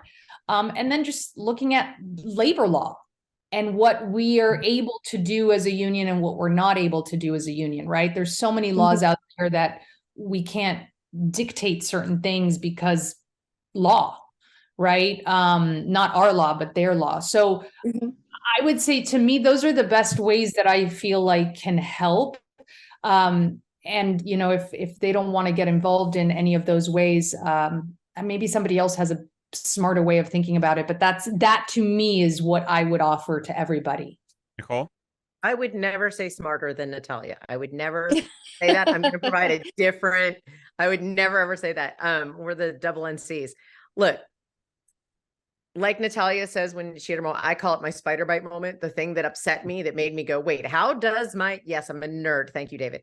How does No, because same. I get it. I'm sorry. Spider bite. No, look, I grew up, my dad was a union. I'm a union kid, and I'm just an involved person, and at PTA, and I'm just David Blue knows. Like, I'm just always, I was brought up this way, but I know not everybody is or has been or had that shorthand.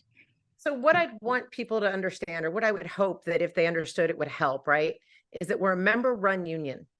We have staff, but we're run by our membership, and that the negotiating committee are volunteers that work the same contracts that everybody else. So why would we not want the best possible contract? It affects us too. And somebody put it to me like this, and I really liked it. If you think of a corporation, right, our national board is the board of the corporation. Duncan is the CEO. He works at the leisure of the board, right? And so our staff is controlled by our board and our membership. We're the shareholders of the corporation. Now, it's a union, but to give you a context to look at it, right? We're the shareholders, and we vote on how things go. So the more we participate, the more we can contribute, and the more knowledgeable our vote becomes.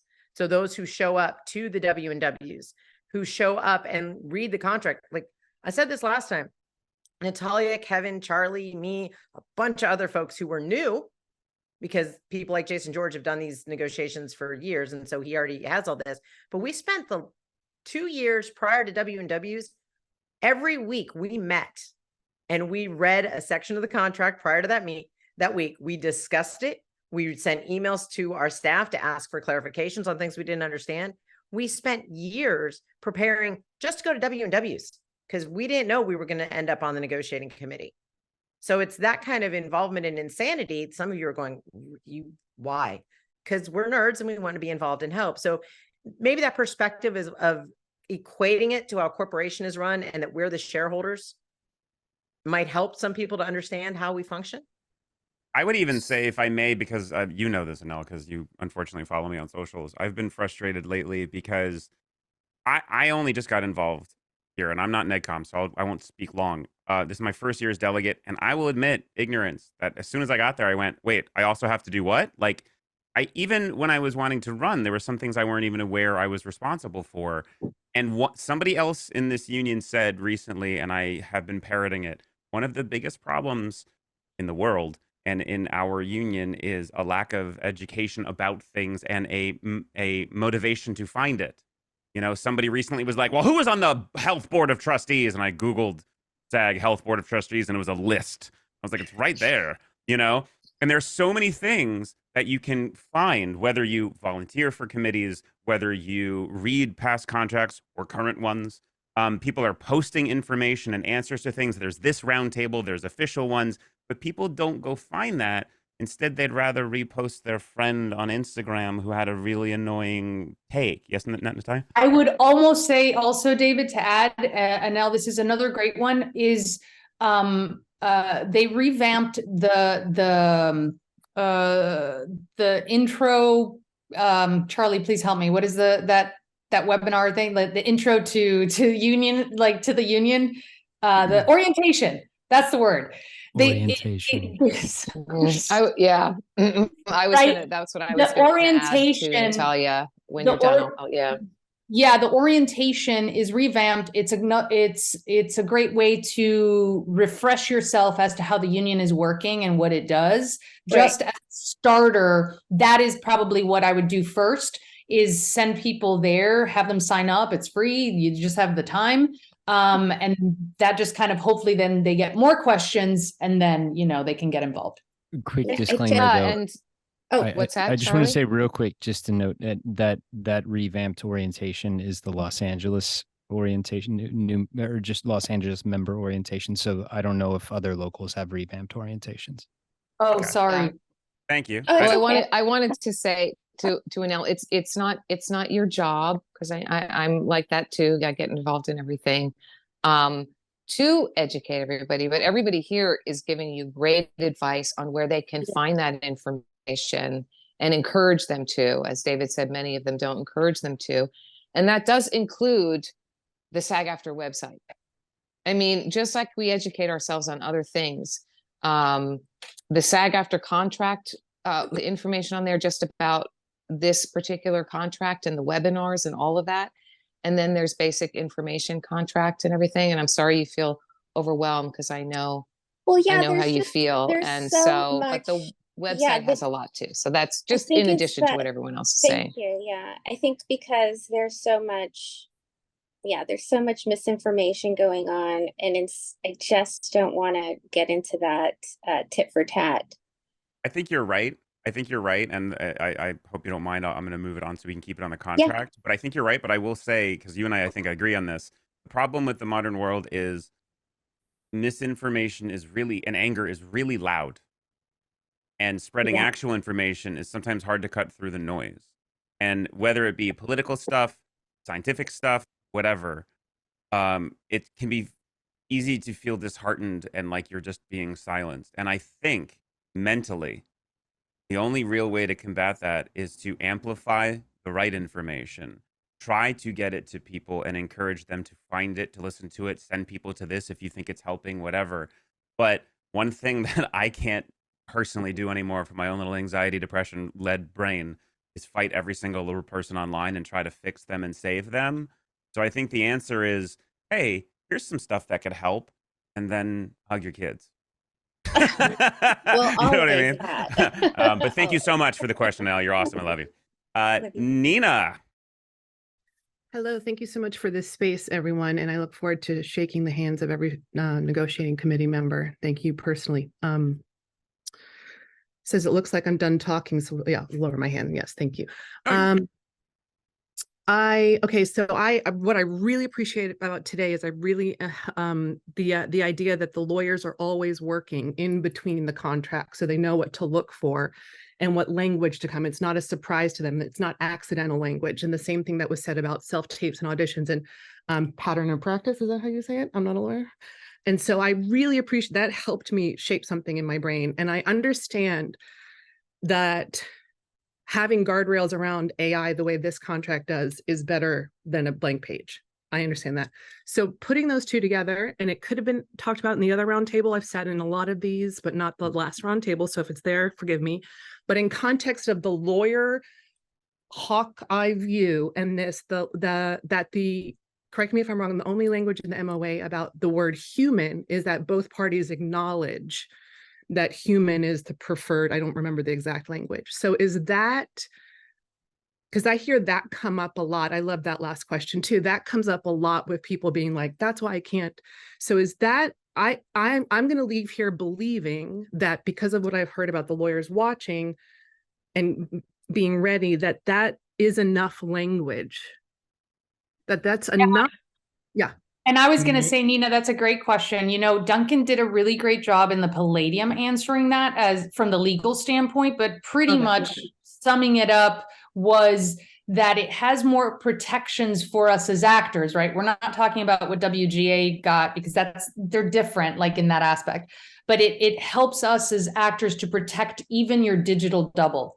Because if we say a human, right, like the actor is a human, then the digital replica, it wouldn't be covered, and then performance might not be covered, right? Like there's other little avenues. So on the legal standpoint, the way he said it, he's like he said something about like, it would be really great for us to feel good that it says a human, but legally, if we come at it to sue them or whatever, it would actually be more complicated to win. So the way we have it right now in the contract, by not defining it like that, is besides what you saw in the MOA, actually protects us to win battles and protects us much better than just having that we are human. It's like I understand it and then I don't. It's like a weird holographic understand. Like I understand it until all of a sudden I'm like, wait, but that doesn't make someone else is going to say something. Forgive me. You know, oh no, I was just going to say Woody is really great with this stuff, and I would love to hear if me personally, to called out, help Woody. You understand. You're called out, Woody. If you can, if you want, or Jason's got his camera on now too. Maybe one of those guys. To add to what Natalia said. No, I'll let Jason go for it. He's far better looking than I am. And that makes you smarter somehow, as if that were a fact. Hi, Nina. Hi, buddy. I have directed her. The thing, the way that I wrap my head around it is legally, it makes everything smoother and more holistic to think of your digital replica as an extension of you. Okay. Right?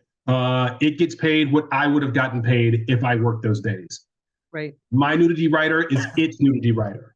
If it's a separate thing, then they can have it doing all kinds of crazy pornographic stuff because that's separate than me. I didn't show up and I didn't get naked and I didn't have to do blah, blah, blah, blah. Like, no, it's an extension of me. When I tell you you can only see this much butt cheek, you can only see so much that butt cheek of the digital replica. It's an extension of me.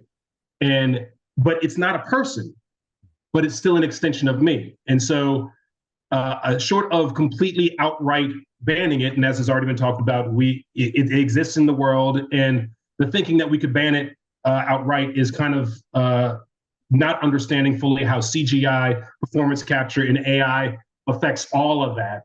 I mean, it's been there for 20 years in various ways. They've been manipulating our performances. They've been using our image and likeness, manipulating our image and likeness for 10, 20 years. We're just now hyper aware of it because the word AI is being attached to it. And because a computer is doing a part of the manipulation, whereas before it was a team of anywhere from 10 to 100 programmers doing the manipulation before with VFX and that sort of thing. And anyway, so if you think about it that way, and then how long it's been, we now, by saying, even if it's that completely CGI created thing that looks like me, it's an extension of me. And I have control over that in a way that I didn't have for the last 10, 20 years. right? If they wanted to, if they wanted to change my eye color, wanted to, drop a tear down my cheek, you can do that with CGI.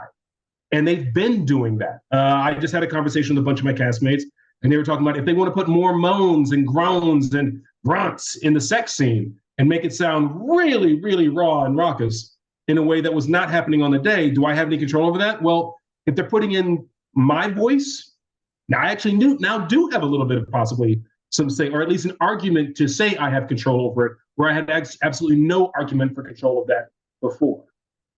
It's an extension of me, is the way I think. And that gave us opportunities to get hold of things that we didn't have before. And it controls a lot more of what is going to come without having to do all the future casting. It all comes down to what would I be willing to do? What performance would I have given? And anything other than that, you got to have a conversation with me. We got to talk about it. We got to collaborate and preserve that collaboration. And I love that idea of saying it's an extension of me. I think that's a great way to actually communicate with some people I know who are having a problem with it. Yay. But the one question Duncan Crabtree, Ireland. That's it.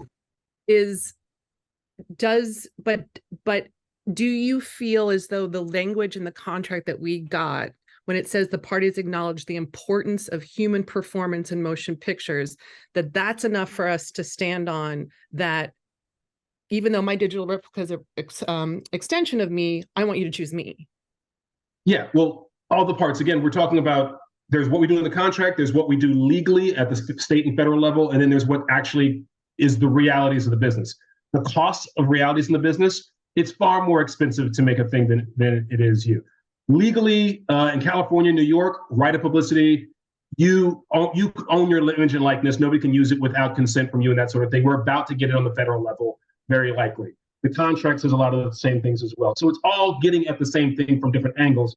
But yeah, at the end of the day, that sentence for me is about saying the human is at the heart of this whole thing. It's not the only thing, right? But everything after that, everything spans out from the human being who's doing the thing. And I feel very comfortable with these being the strongest, most urgently needed provisions to get us through the next 2.5 years. Is it perfect? Hell no. Are there things we're going to work on? Bet your ass. We actually have the list, and we know exactly what we're coming back. We know where the list starts coming in 2.5 years. But again, going back to the realities, are they going to be able to have principal, is Tom Cruise getting replaced with the new action star who's completely AI generated? That's not happening in the next 2.5 years. Are they going to create, a synthetic fake that can be the lead of your film? Is not happening in the next 2.5 years. It's not going to, I don't know that any principal performer is going to get replaced in a significant way, in a believable way, in the next 2.5 years. They might, as a stunt, do what was it? In the Blade Runner, they had all these holographic characters that were, but I could see them saying, we're going to create an actual AI generated, completely synthetic fake to be that character that in the movie is a completely synthetically created AI generated fake. But to replace an actual human being in a way that's going to fool an audience, that's not in the next 2.5 years. Is it someday? Maybe. But if it's not in the next 2.5 years, then we can breathe, let people get on with their work, and we can come back and fight for it another day. If that's not going to happen in the next 2.5 years. I think that we've plugged the hole in the boat to sail this ship for 2.5 years. And I think that sentence is part of that. Real fast, I just wanted to say to everybody in negotiation committee, we were asked if you could be here for 2-ish hours. If you can stay longer, I would love to keep finishing questions. I mean, if you're able, if you can't, I totally understand it. You have lives, you have families, whatever, but we're going to stay here and no longer probably than an hour-ish if possible, but just to get to people's questions. Also, Jason, you said it in the last one, but one thing that you did say, to quote you, that I love, they can watch it, there's a video, is because talking about stunts and stunt doubles and all of that stuff, one thing that you said that I loved was that, there's only so much that even the digital VFX can do, like get split into 800 different pieces and then blown up and whatever's unhealthy and unsafe for stunts. But you even said, like, you would want to say, I want to, can you address that? I mean, the reality is just like nudity writers have evolved over time, and people and their representatives have gotten smarter and smarter about what it is they're negotiating for in a nudity writer, for example, right? Literally percentage of butt cheek and boob that can be shown is a very distinctly negotiated thing. Didn't start out that way. Similarly, I fully intend to, if and when somebody asks me to be scanned, anything that I consider to be performance, especially speaking, but anything a real performance, I want to negotiate for me to be there. You're not going to use my double to do that. You want me in the background as the Avengers assemble and my character needs to be in evidence? Sure, all good. I understand my character can't fly or swing from a web. So if you want to use AI and my digital replica to have me doing all that crazy stuff, all good. But I personally am going to try and put in there that only that which can't be done by an actual human being. Because I want to make room for my stunt double. I'm the guy who, even though swim like a fish, but on the day we're going in the water, I'm like, yeah, got to get me a stunt guy. And then I tell the stunt guy, sit in the chair and chill. I got you a day. I think everybody who's ever being asked to scan should say, what can't be done by a human being can be done by my digital replica. Anything that can't be done by a human being should be done by a human being. To just try and because it's a negotiation. At the end of the day, this is what we got to remember, is life is so much easier when our choices are taken away from us. It's this way or that way, period. Binary choice, right? As soon as you start having options, people start freaking out. Because now there's an overwhelm. It's like that scene in Hurt Locker where he looks at all the cereals. I got to figure it out, right? But at the end of the day, you have to do that. And when you get comfortable with it, you feel the power that comes with that. And when you say, no, it's not just, we always think in terms of, will I get the job? And I'm like, I gotta hire them too. What is your plan? When I audition, the thinking is, this is the character I want to play. If that's not the character you want, then maybe we don't need to be working together, right? So when they say that, will it be a condition of employment, how they put in, you negotiate and you say, I will let you use my digital replica for these things, but everything else, you got to use me because you hired me. That's the whole gig. That's the point. And I think open language just goes back to, riffing off the fact that a human being's at the source of it. It's not the only part of it, right? There's a whole team of people that make us come to life. Sound people, lighting people make me look great, yada, yada, yada. There's a whole team of people that bring this character to life. I'm just at the key of it. We are just at the heart of it. The human being is the heart of it. So I think that sentence is important, but I think to have tried to say that they're just human beings would have, Yoda would be a problem. Pick your favorite Muppet would be a problem. You know what I mean? It's Rin Tin Tin, animals, problem. You get what I'm saying? So thank you. I appreciate you. You just said it so wonderfully. I do appreciate it. I think it helps a lot of people. They're even saying it did.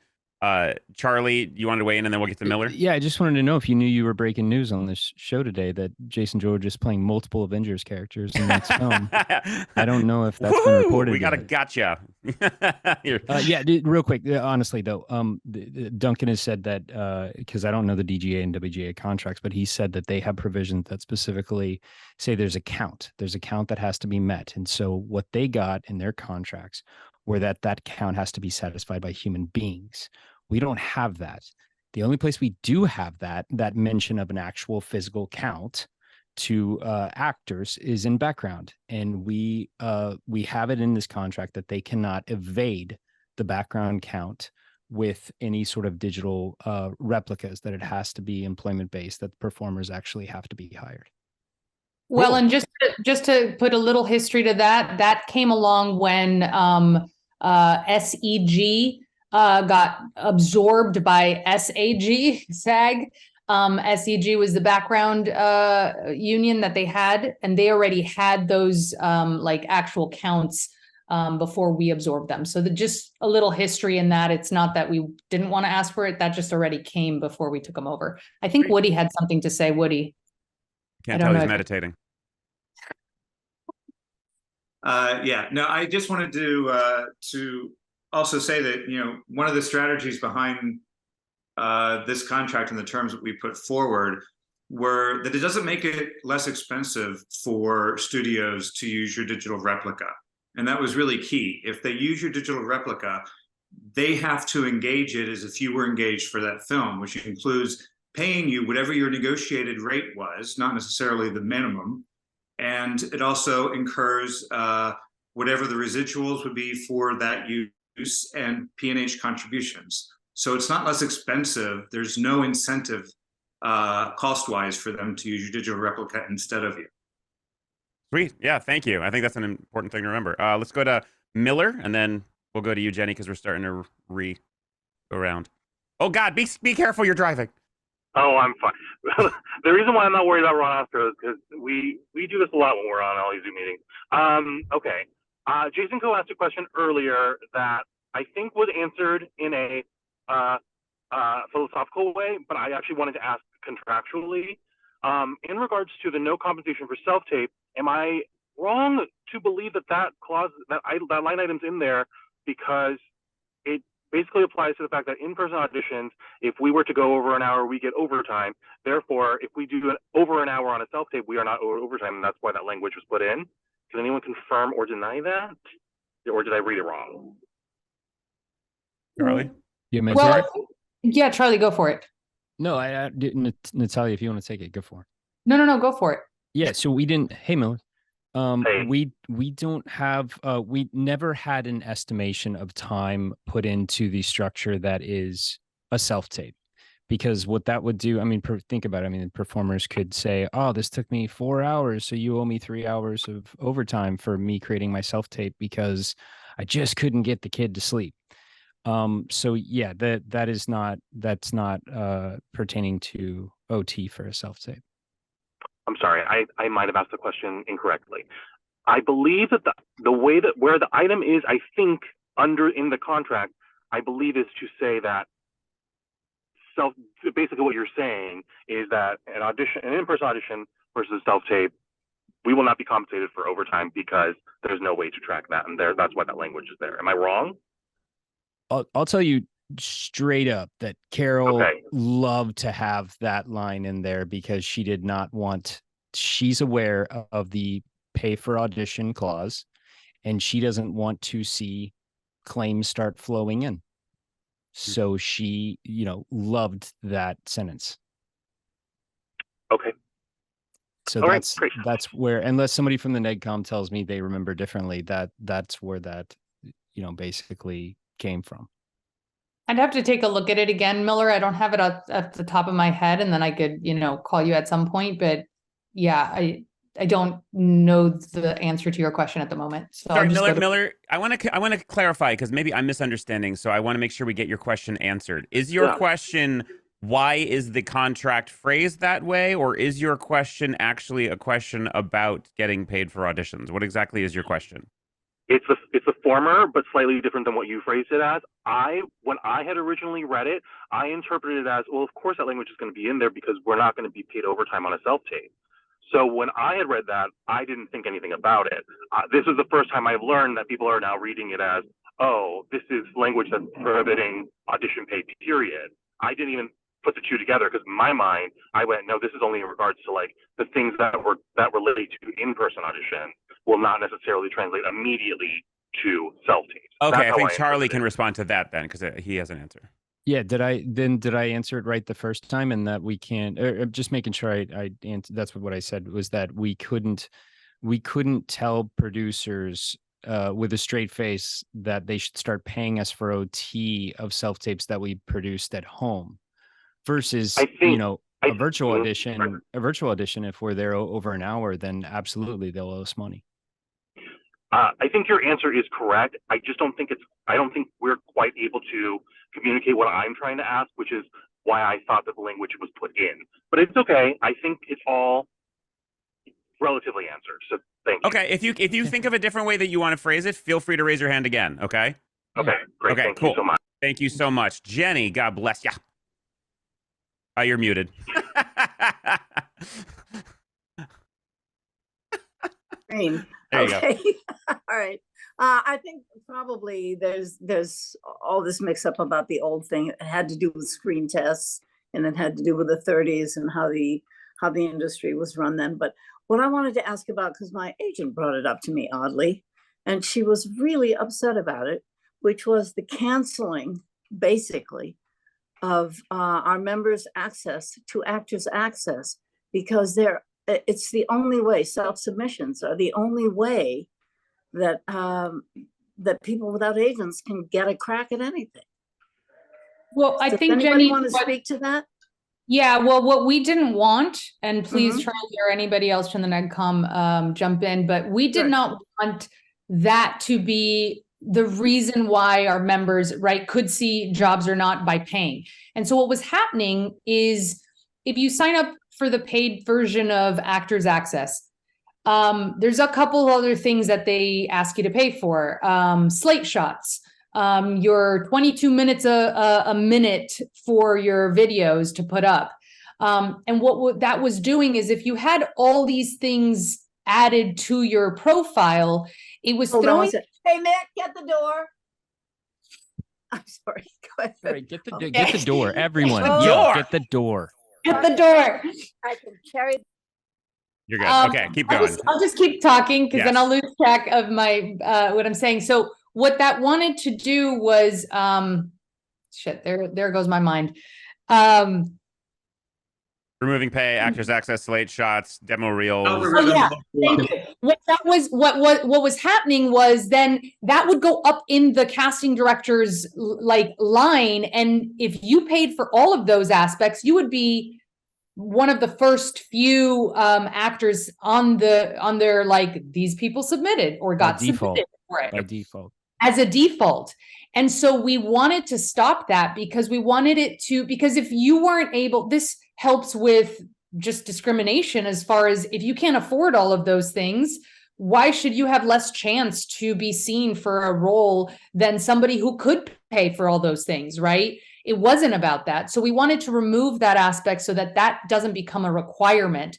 You know, even for submitting, as if for those that pay the $69 or $68 a year for Actors Access, that includes you getting a hold of all the scripts, that includes for you to submit for free, but it's not really for free because you're paying for it. So we want to be able to allow our members to have, you know, access to all of that. So correct me if I'm wrong, it's not about removing the ability to use Actors Access, LA Casting, Casting Frontier. It's about removing the ability for them to fleece actors in order to use it. Exactly. Exactly. So Actors Access is still going to be there. You're still going to be able to be submitted. It's just so that they don't charge everybody up the wazoo for it. For preferential more, but treatment, you're muted paying for still. preferential treatment. Yeah. And that is true, by the way, algorithmically. If you had a slate shot, a demo reel, if they'd called you in before, you were at the top of the submission pile. So, Jenny, what were you going to say?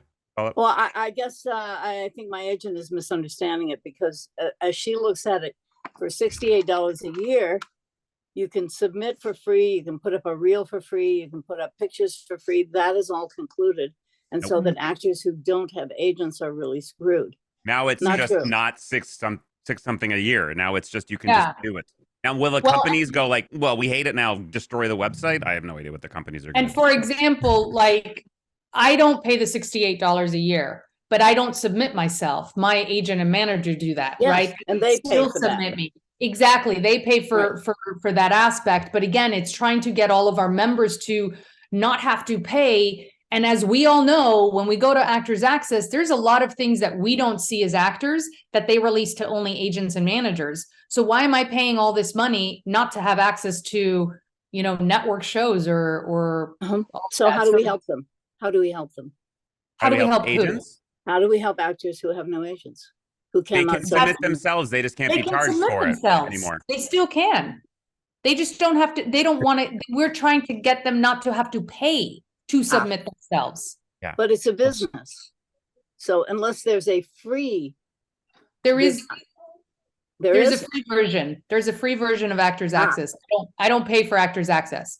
Yeah. No, I don't either. Our agents pay for it. No, they pay for breakdown services, which is a different access right. point to Actors Access. But to answer your question, the agent is mistaken. It's just removing the paywall for people who want to use it. Okay, but there is a free there is Yes. a free. Yes. Okay, thank you. But Thank you. Way better. Just to do. Oh, sorry, I muted you. I muted you. I'm so sorry. I was going to the next question. I ruined everything. Dog, you slimy dog. Get the door, David. Charlie has something Get else. the door, David. I was just going to say the last thing to that is just because I didn't hear it said, or maybe it was said, is that they can no longer charge for sides or to submit. And if there is a submission, they have to create a way for the performer to submit for free. for the job. Okay, good. Yeah. Thank you And so I- much for your question, Jenny. Thank you for answering that. Yeah, both of you. you're welcome. Makes me Can feel I better. say quickly We're to gonna. Oh, Yeah. just quickly to Jenny's thing that you know, it's also a misnomer to say that you're not paying for it because your agent is paying for it. Your agent is paying for it out of their commissions on you. Right. So they still have to pay for that, Mm-hmm. and therefore you're paying for it. You know. And it Well, makes you feel no. better. Their access Even is if they far more weren't expensive. spending it on that, I'd be giving them that money. So come on. There you go. We're gonna skip to Heather, who hasn't asked a question yet. So Heather, whenever you're ready, you can unmute yourself. Wow, that was fast. Well, the other two have already asked questions, so we'll come back to them. Well, it actually comes off of what we were just talking about, because here's the thing that I don't get my head around. SAG-AFTRA has no authority over breakdown services, Actors Access, Casting Network. So I'm very confused about the languaging in this contract, because we can't tell them how to run their business. Now, they do have a free option, but in my mind, I still like all the money I've spent to upload all of these different videos and do these different snapshots and do the blah, blah, blah, right? My agent still has access to all of that because I paid for it. So I don't really see, I'm trying to understand how this actually changes everything. There was always a free thing. We could always go in and self-submit, but the odds of it getting any traction if I didn't have a filled out profile, which was what was costing me enormous sums of money, was the same. So I'm just trying to understand how this is enforceable. It's a What I labor would say code is- violation, labor code. Yeah, well, Go ahead, Ben. SAG-AFTRA doesn't have authority over the third party company. We do have authority, like we're negotiating directly with the producers. And if the producers agree, like, oh yeah, we promise to make sure that blue M&Ms are in every dressing room for the rest of time, then the producers agree to go do that. So it's not that we have authority over the M&M company, but the producers are the ones agreeing to it. So then they need to go make that happen.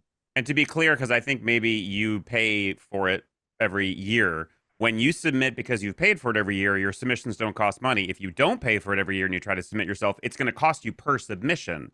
So That's right. So removing But the either way, I'm paywall is paying- removing the paywall. Well, either way, if I want to have the materials I need to be relevant in the casting opportunity, I'm paying. So I'm still going to have an advantage, even if, and I also thought that at least my agent always tells me that or the casting director, endless workshops I've been in, says that how they're sorted is at their discretion. In other words, they can select how they want things to be sorted on their end. So what I'm seeing is, can I count on the producers to have a conversation with breakdown services to say, you can't, it has to be a randomized, feed of submissions, and you can't prioritize it best based on that. So if it's Sorry, to understand, your question is, how is it enforceable? Exactly. Well, yeah. And I think here's the hope, right, Heather? That is the hope, right, for that, because our negotiation isn't with Actors Access. You're absolutely right? It's not with breakdown services.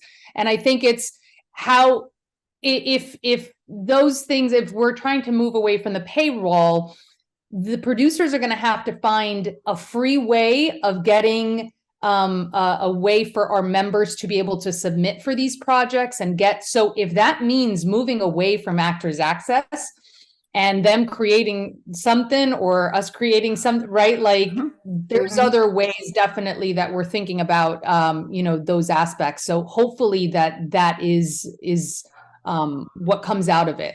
Hopefully that makes sense, Heather, right? Oh yeah, and I think that's amazing. I mean, to me, the stranglehold that those companies have had on access to things has been ridiculous for a really long time, and it's gotten worse and worse and worse. I mean, the last Top Show guest star self-tape that I did, my agent and manager were bonkers, and they loved it, and they're like, "Can you upload that to Actors Access?" I'm like, "Do you know that's going to cost me $180?" Yeah, I get that you want to have that so you can easily click and submit it, but that's it's a little cost prohibitive. So I'm really excited to hear that that's been addressed, and I didn't expect that, in this contract, but I was just so curious, like I couldn't reconcile how that was actually going to be Kevin and George enforceable. both seem to want to weigh in one last thing about the whole enforcement of it all. Yeah, I think that was my problem too.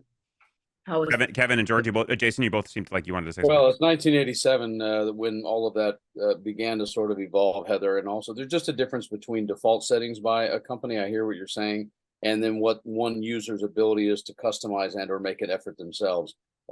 With this negotiation, we're trying to address default settings that would be unfair or discriminatory versus the tools that exist for an individual person or an individual representative to be able to do something for themselves. That is a part of the core of this. But yes, you don't need to get me started on what's gone on with Gary Moore since 1973, because we would be here for the rest of the day, since I've had in-person uncomfortable conversations with him face-to-face going back as far as 1990. So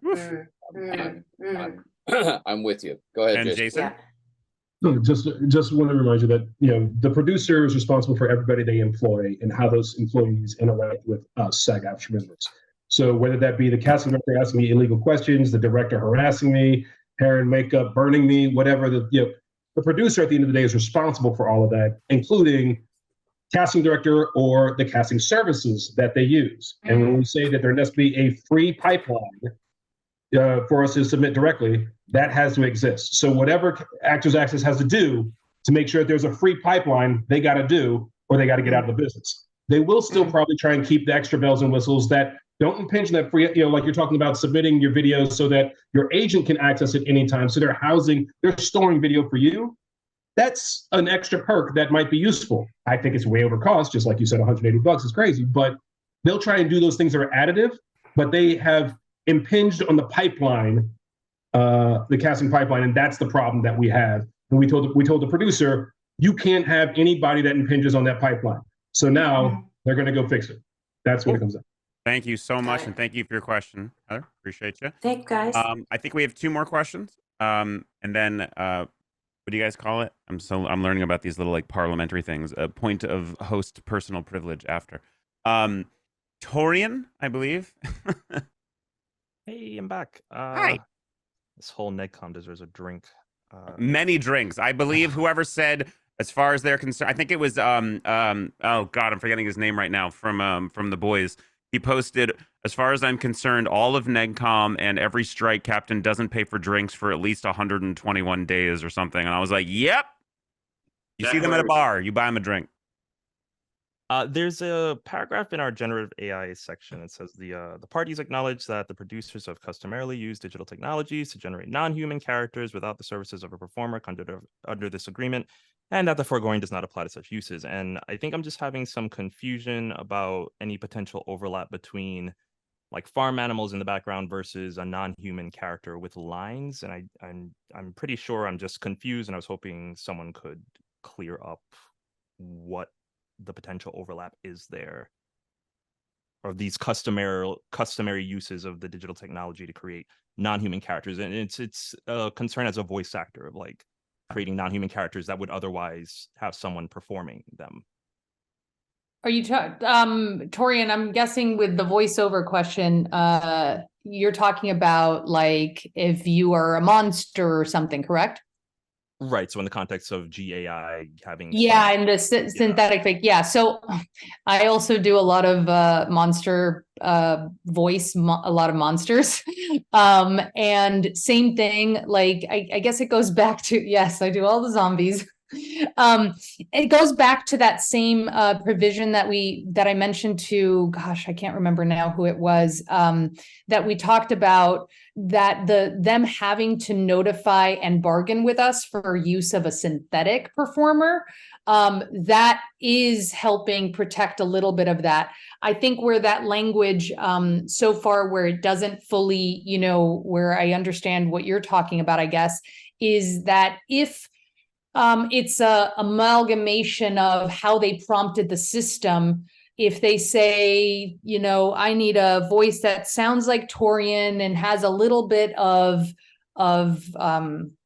whatever of Natalia, and they use our names in the voice aspect, it doesn't go back to like that prompt doesn't really help voice and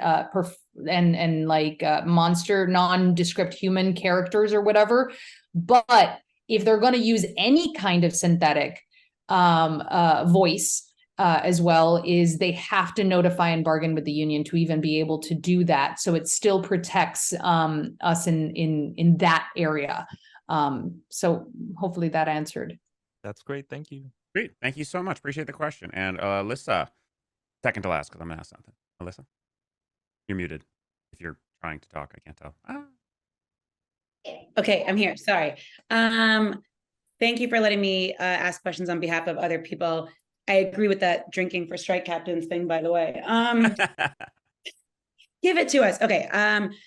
Again, I'm asking a question on behalf of someone else because I am trying to spend a lot of my time educating others. Okay.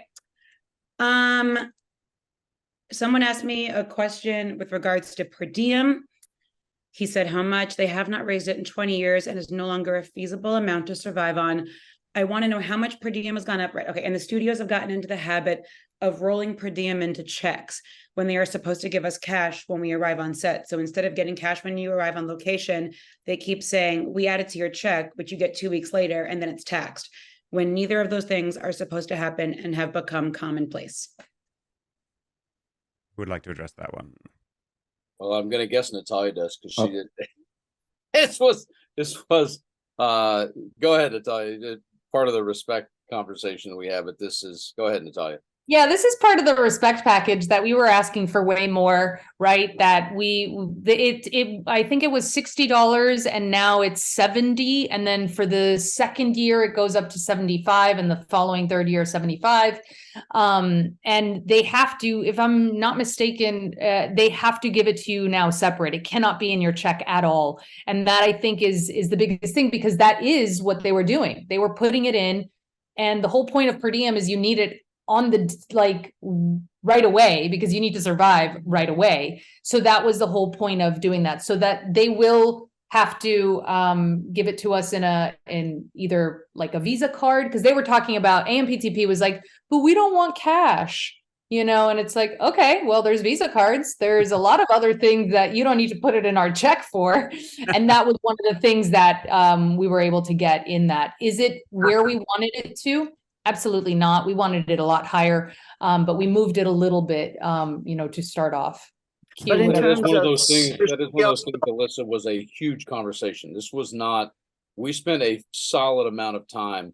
I want to be, these are a lot of questions we get sometimes are what happened in the room, sort of like a play-by-play.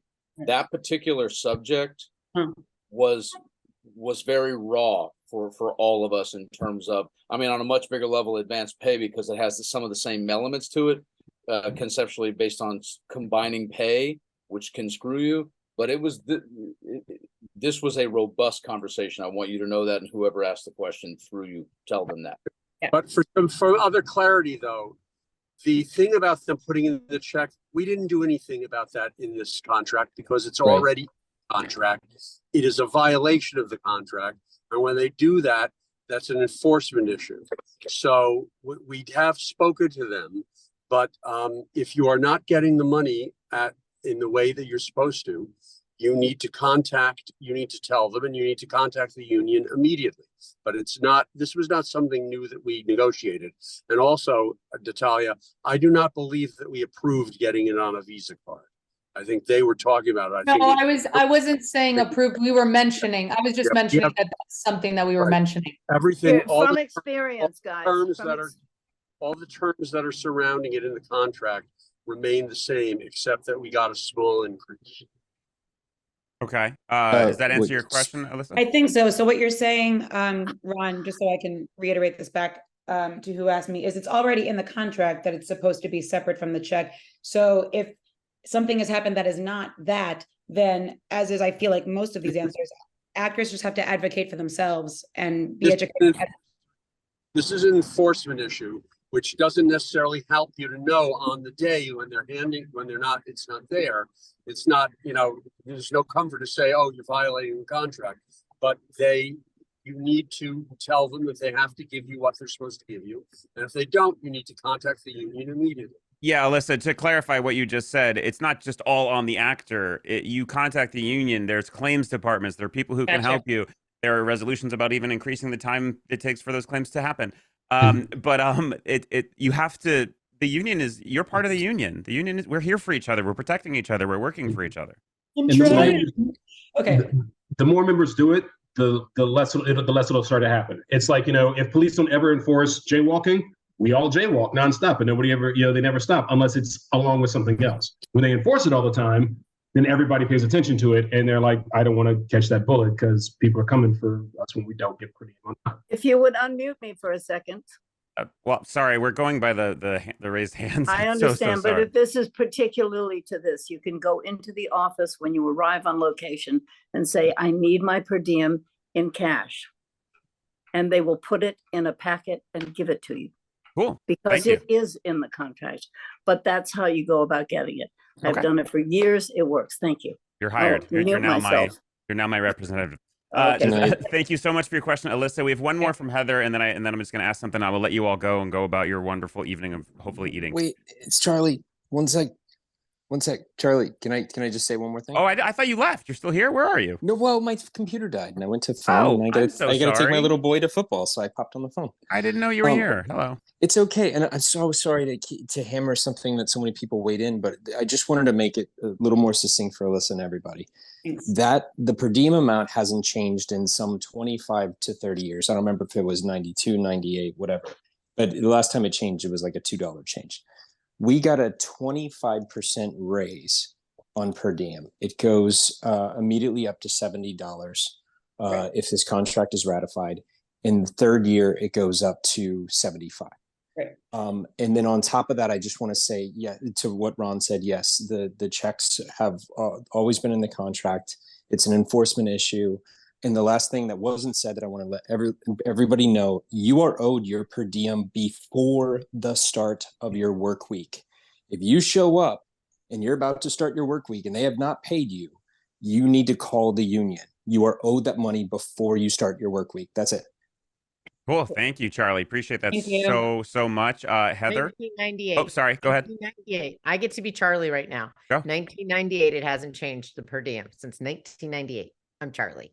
Which is crazy, and God bless your brains. I'm like, I want to be on NegCom, and then I listen to you guys. I'm like, no, I don't know if I do. Heather, go ahead. Yeah. So sorry, that's funny because I feel this way. I'm like, I want to get in there, and no, I don't. Textbook. But you do. You do though, because you know a lot more than you think. I mean, don't let the facts and figures confuse you, because reality is, my first negotiation, I knew absolutely shit. But it's your work experience that's the point.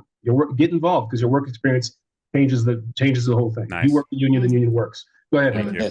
Yes, Heather. Yeah, so I'm really fired up because one of my friends is he's a friend, and he's spreading some misinformation, and I gotta correct it, but I want to be. I'm actually not sure now. Like, I'm sideways. Does it say? I get consent and compensation. I get they can't do anything with my digital replica without my consent. And are there any safeguards up around controlling whether or not they are training it for generative AI? Because that's the fear mongering that's going on is, okay, fine, they pay you, but once they have your scan, they're going to do what they want with it and you will never know. And I can get that as a fear because frankly, they're not trustworthy. And we know that.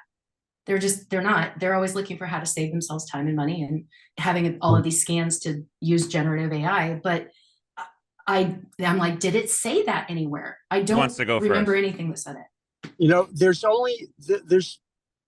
our contract. This question really has to be looked at in the context of our entire contract. Enforcement is at the bottom of everything. If you sign your informed consent and it says that they're not supposed to use it for training in GAI, then that is what they are agreeing to do. And the fear is, they're going to break the contract. Just like the fear is they're not going to give you your per diem. Just like the fear is they're not going to pay your check on time. Just like the fear is that they're going to not give you your forced call. They're not going to residuals. Or your residuals, mill periods, all the above. The problem is that we can have 1,001 guardrails in the contract, and none of those guardrails are going to stop bad people from doing bad things.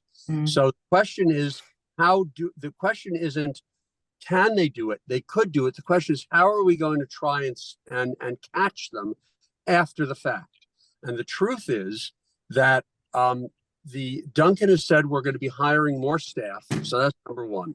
Number two, we have to train our actors to be vigilant about tracking their own work, of tracking what days, not just, watching stuff, but, knowing what days you worked, looking at your call sheets, tracking things as the projects go on.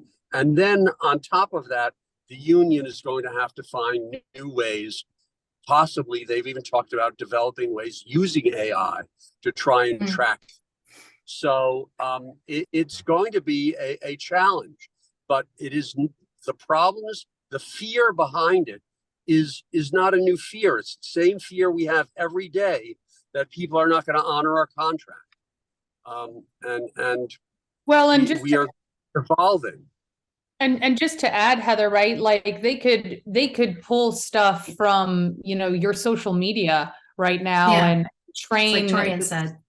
Exactly. They can really do that now. And now, because they're agreeing to certain guidelines around all of these protections, I think that's the important part, to say, well, now they've signed that contract, right? When they do, and now they're liable for it.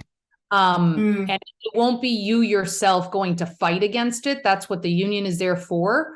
Without it, maybe we would have to be our own, go get our own legal team, but that's what the union is there for, to fight against this. And that language for them is easier to hold them accountable and get them liable for doing that.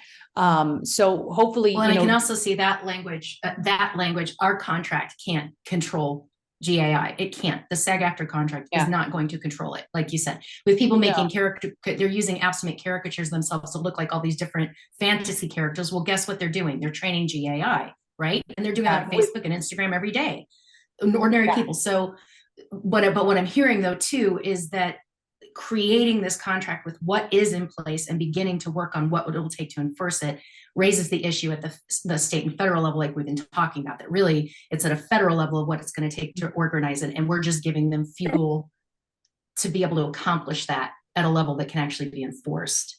Yeah, and everything like enforce. Sorry, Jason, one last thing to that is anything that we can enforce, we have to remember if they're violating anything, and this goes even back to what we were just talking about with per diem, because they've been doing that forever, right? Not paying us our per diem on time. And the only way we can do something about it is if we as the actors go to the union and say, hey, this is happening. Because if we don't, it can't get enforced, because they don't know it's happening. So us that are out there on the front lines, that's why I'm like, we need to notify the union for everything. And which is great that I love that everybody's now more interested in reading the contract for those reasons, because now we're like, no, you're violating, and you don't have to be the face of that. You could put your agent or your, and send the union to do that. But we need all of that data to be able to enforce anything. Educated actor is a powerful actor. Jason? I was just going to say that the union, in part of that notice and ability to bargain for consideration, they're going to want as much receipts as is humanly possible in terms of first off, what prompts did you put into the AI to spit it out? And that's, they're not going to, if they put in your name or what have you, that's the easiest part. But as technology is improving, and I think Ron hit on this, that we're going to get to, and is there an AI that can break down and break apart what all went into that image that was shown, that it's your ear, your nose, your mouth, yada, yada, yada. And when it can finally break that down, we will use that. I fundamentally think that at some point in time, just like when they had, the Getty Images case that went to Supreme Court, where you could actually still see the Getty image watermark inside of the AI generated image. I think eventually you're going to start to realize that AI isn't my favorite sign of maybe the entire strike was AI didn't have a fucked up childhood. Because the point is, when you are inspired by something you see, you try and emulate it, and then your own personal experience infuses that thing and changes it. So even when Christopher Walken does Shakespeare, he's trying to imitate Patrick Stewart, but it's going to come out through Christopher Walken's fucked up childhood and the way he does things. It will be different. It will fundamentally, by the human nature, you shine the light through the lens, it will be different. I don't think AI does that. Like the fact that you can see the Getty Images watermark, it's actually just cutting up a whole bunch of small pieces, putting them in. It's not making a new thing. It's a salad of all the original things. And I think the courts are going to catch up and go, all those original things are owed something. So that's part of the reason why you can't copyright it. But I think it's going to become a thing where the breakdown and the technology is going to allow us to do it. I think the courts are going to back us up, and it's become a thing where that's my nose, so you got to give me a piece. In other words, not really useful to use that much. Exactly. much, it becomes Jason. it becomes such a hassle that it's just harder and not worth it. Right. Thank you so much for your question, Heather. Side note, I think Christopher Walken's Fucked Up Childhood is playing the Greek on Friday. This is a good band name. I think Kevin has to go in just a second. So I wanted to ask, first of all, reminder, this will be up. Hopefully, I got to download it. Just make sure it fades in and fades out, upload it. By tonight is the goal. This will all be up. You can redirect anybody if you had any questions that were answered, or you learned things, or you just want to put faces to what people are doing online. Please direct them. Not only there's direct links in my socials. I'm not trying to promote myself. I just put it there to make it easier. Go to my socials. It's the first 2 links. It'll be up. The VOD videos for both of these. I have, Jen did this last time with a really great question on the other video.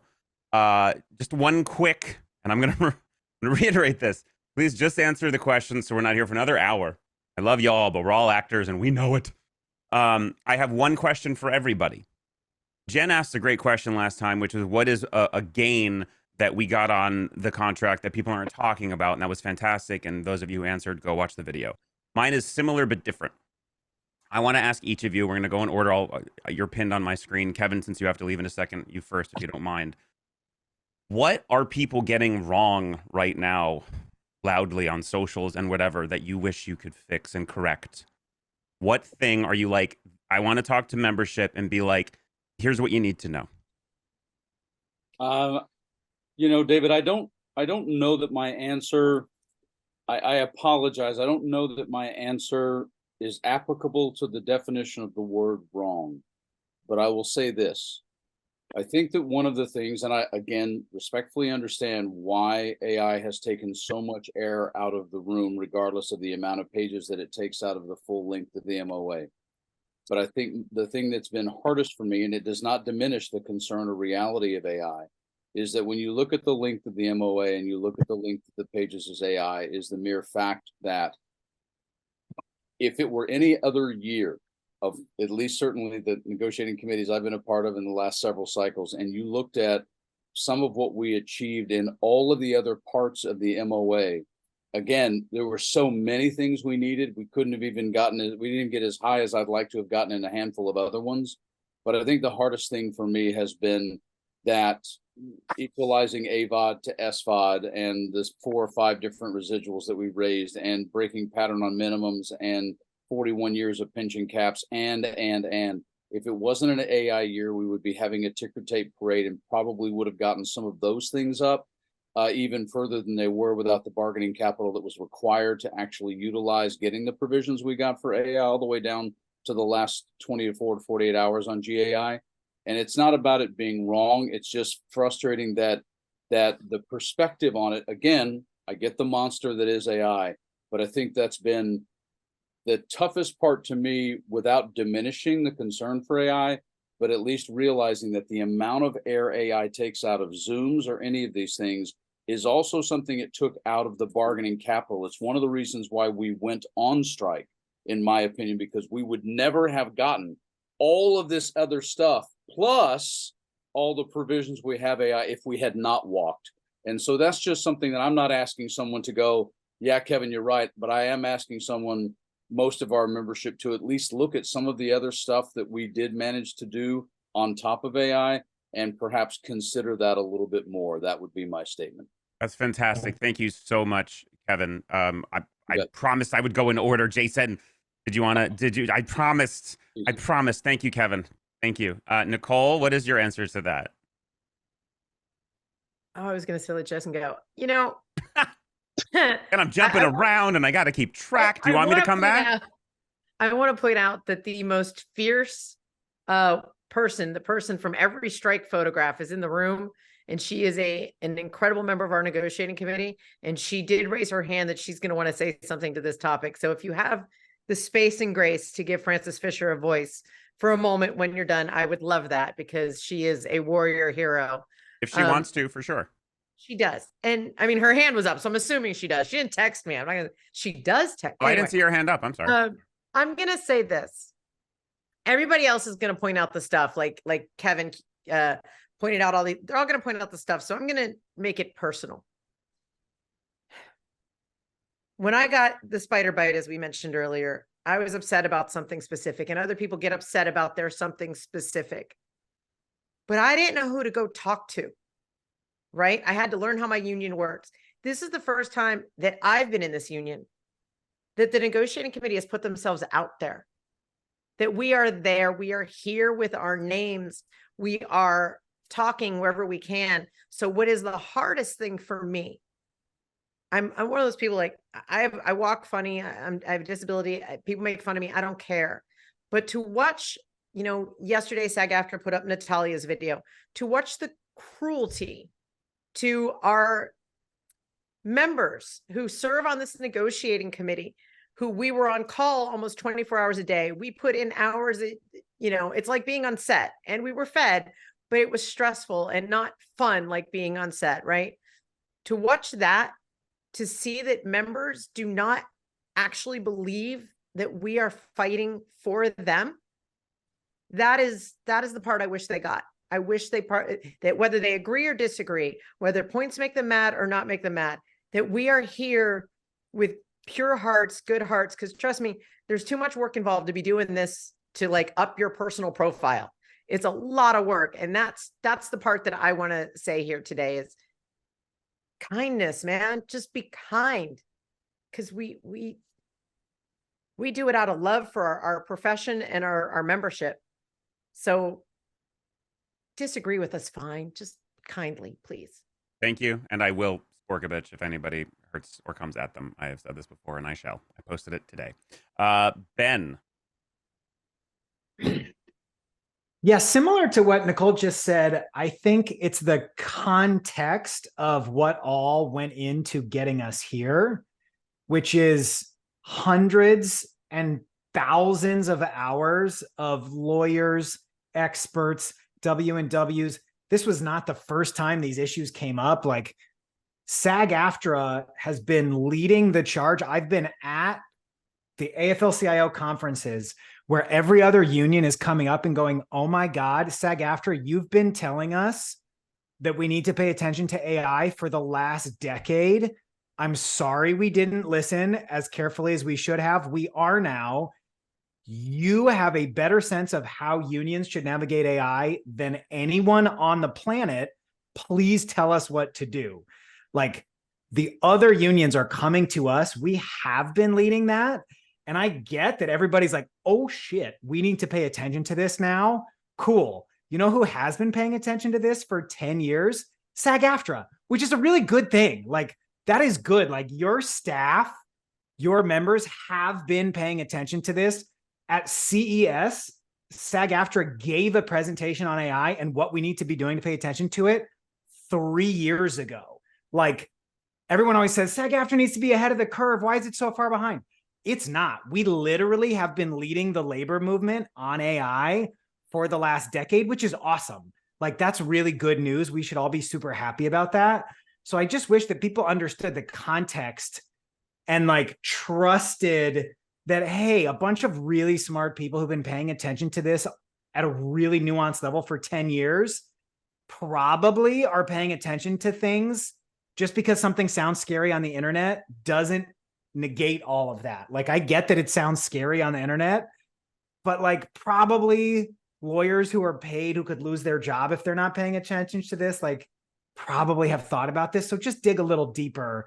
And to me, it's like really good news. Like, I have felt so much better. I'm like, oh shit, I did not realize my union was out there doing this for the last decade. I feel better. I feel safer. This is awesome. Let's keep doing that. Thank you so much for that, Ben. I appreciate that. Natalia? Well, Nicole kind of said what I was going to say, because, I did bring that up last time about seeing a lot of comments about us NAGCOM throwing people under the bus. That's hurtful. I wish people really understood that we are like you. We are actors trying to do the best we can to protect all of our livelihoods, not just do something for our benefit and not everybody else, because we work in this industry, this art that we love. So I think that is a huge thing as far as hopefully we can, I would love for people to realize and humanize it, because we, with technology and social media, we've really removed the human aspect of dealing with others, and that people have feelings. And I'm the first to say, if you know, I say something and if I took it a different way that made you feel a certain way, I am okay to say, I apologize for making you feel that way. But I don't see any of those apologies, you know, out there. Also, I do want everybody to know that I can't talk for other negotiations prior to, this is my first TV theatrical negotiation, though not my first negotiation for the union. In this room, every single person, voting or non-voting, had a voice in the room at all times. And I think that that is very important to know, something that I think wasn't there before, and knowing how in other negotiations that I've been, I haven't felt as it being as open as it was this time around. And I give that up to our leaders, you know, Fran and Duncan, for allowing that. We spent hours talking about things because we wanted to make sure every single person had, even if we were repeating ourselves, we were allowed to talk, voting or non-voting. So I think those are, you know, two things. And the last thing I will say is that the actors are not alone in a room while negotiating. We do have our lawyers and our experts in there. And, you know, staff does based on what we talk about. And we also take, you know, we also take what they say as important as well, because everybody knows what they're doing. We know the craft, they know the law, and that really helps combine it. So I think it's a joint effort altogether. That's fantastic. Thank you. Sorry, I keep looking over because my dog was choking, but they're fine. I wasn't distracted. Woody.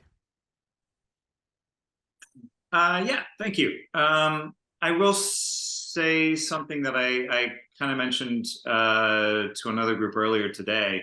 In viewing this contract, I think a lot of people, because the union made it public once we went on strike, a lot of the things that we were asking for and the AMPTP responses. And I think through conversations that people have had with staff and negotiating members, they were very aware of a lot of the asks that we put forward during these negotiations from day one through the end of the negotiations. And I think a lot of people are viewing things that we didn't necessarily get as a loss, when the reality is that these were all just proposals that we were going across the table with. Did we want them all? Absolutely. Did we expect to get them all? No. But just because you didn't get something that you were asking for doesn't mean that it's a loss, because you never had it to begin with. So we didn't lose something that we never had. We just didn't achieve it in this particular negotiation. It also doesn't go away.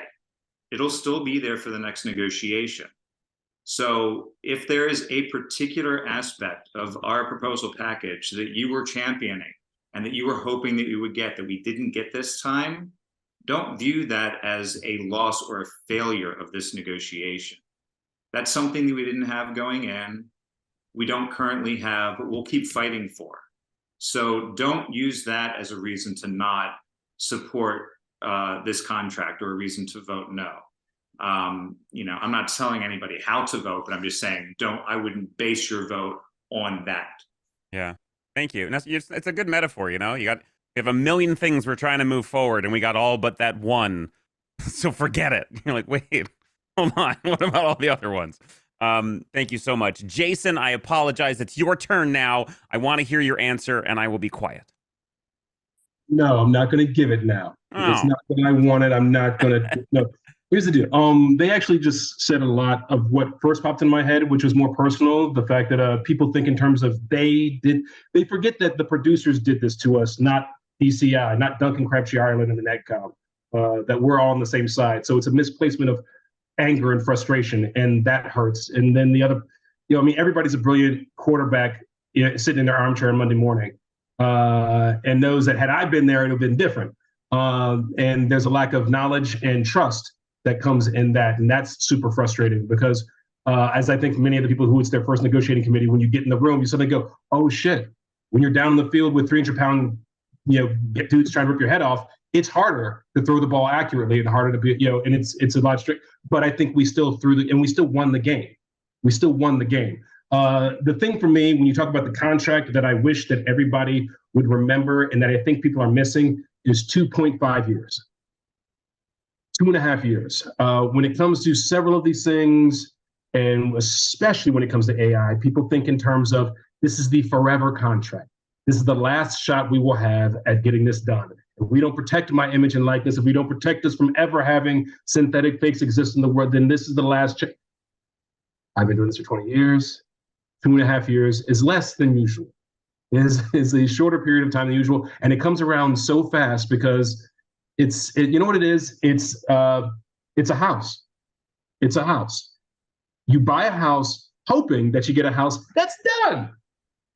I don't give a shit how new your house is. You will very quickly realize there are things about it you don't like, things you want to change, things that need improving, things that inside of a year already need updating. That's the contract. It's never going to be done, just like your house will never 100% be done. You've got to keep working on it nonstop. And once you understand that, the 2.5 years, is this what we need to get through the next 2.5 years? You start to go, yeah, I'm good. Especially when you consider $1 billion.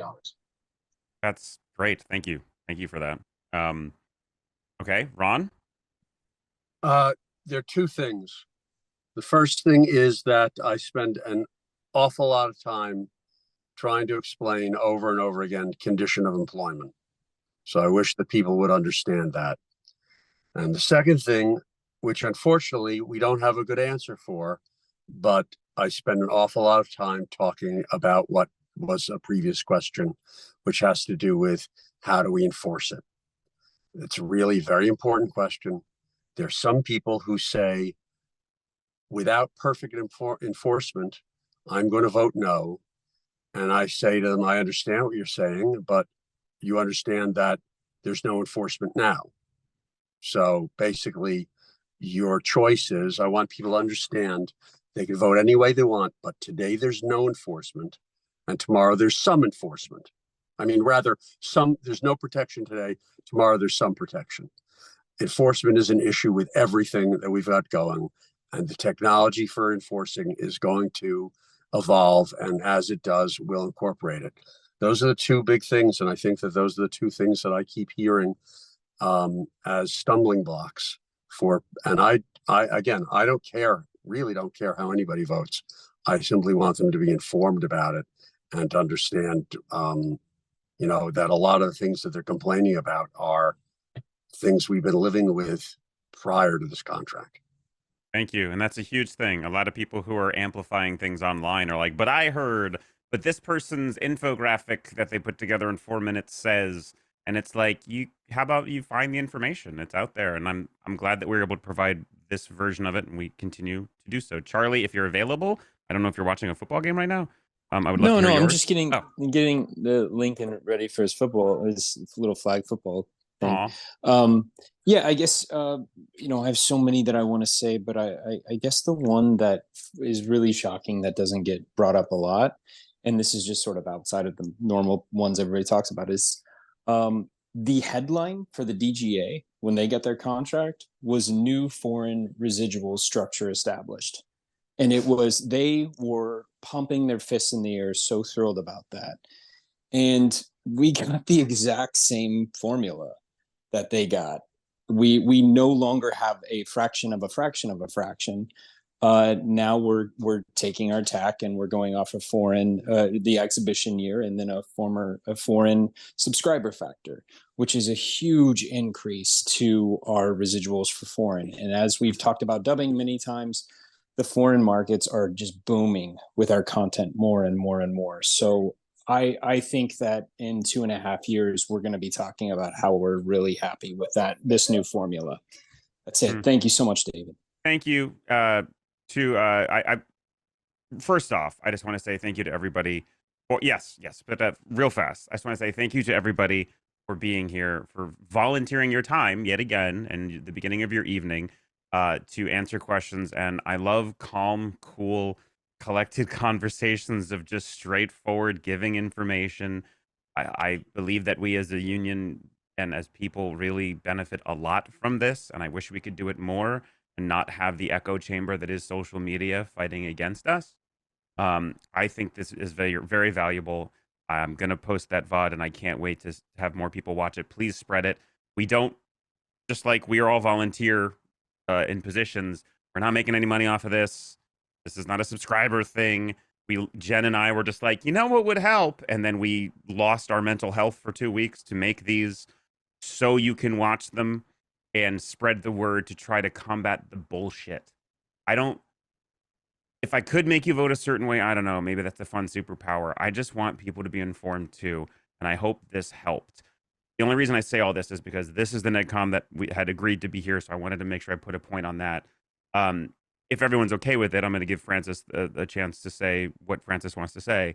But I wanted to say that God bless you all. God bless what you did for us. Every one of you who I saw on the strike lines all the time, thank you. Whether you amplified, supported the funds, or anything, it matters, and it still does now. Use your voice. You're a member of a union. We're all together. Francis. What was the question? I don't know. Nicole was like, you had something to say. So I was like, let's go. At the moment, now I'm so Francis. Oh, that's so It good. was what are people getting wrong that you wish? Oh, they that understood? question. Okay. That question. My hand went right. That question. Well, the one I see and hear everywhere in everywhere is, I don't want AI to take my job. And in every way that I can say it, is that, there is an upside to it also, that if you get your informed consent, for instance, if you're told you're going to be in scene 7 and you're going to be walking into a church pew and sitting down and sitting there the entire time and never moving, never speaking, which I did on Watchmen. I was in background for a week because that was what my character was doing. So I realized if I let that, whenever it happens, 5-10 years from now, because Ron says it's not even viable, 4 seconds of a DR, and then it falls apart. And it can't even move. We've got a long way to go. Anyway, I digress. I would said in a couple of places that if you knew that that's all your DR was going to do is sit in that church pew along with a bunch of other people and not move and not be acting, just watching, you could go out that day and get another job. On the day your DR is working, getting paid, and you could be paid too. Now, these are for background people. The other thing is, they go, they're the background, there's going to be all DRs in the background. It's like, no, we have a background count. That's in our contract. People don't understand that. It is so frustrating to have to say it over and over and over again. But it's only another week. Mm-hmm. And, one way or the other, it's great to see all your faces. Thank you so much. And I think that's important, even though these days a week feels like a year, which is nice because at least time's not going fast. The information's out there. Try to spread it if you can. Try to help each other if you can. Protect your own little nerdy mental health and hearts. But appreciate everybody who's amplifying everything that is getting factual non-opinionated, non-biased information out there. Thank you all so much. The link will be posted as soon as it can. God bless y'all. Thank you, everyone. Thanks, everybody. Jen, David, you rock.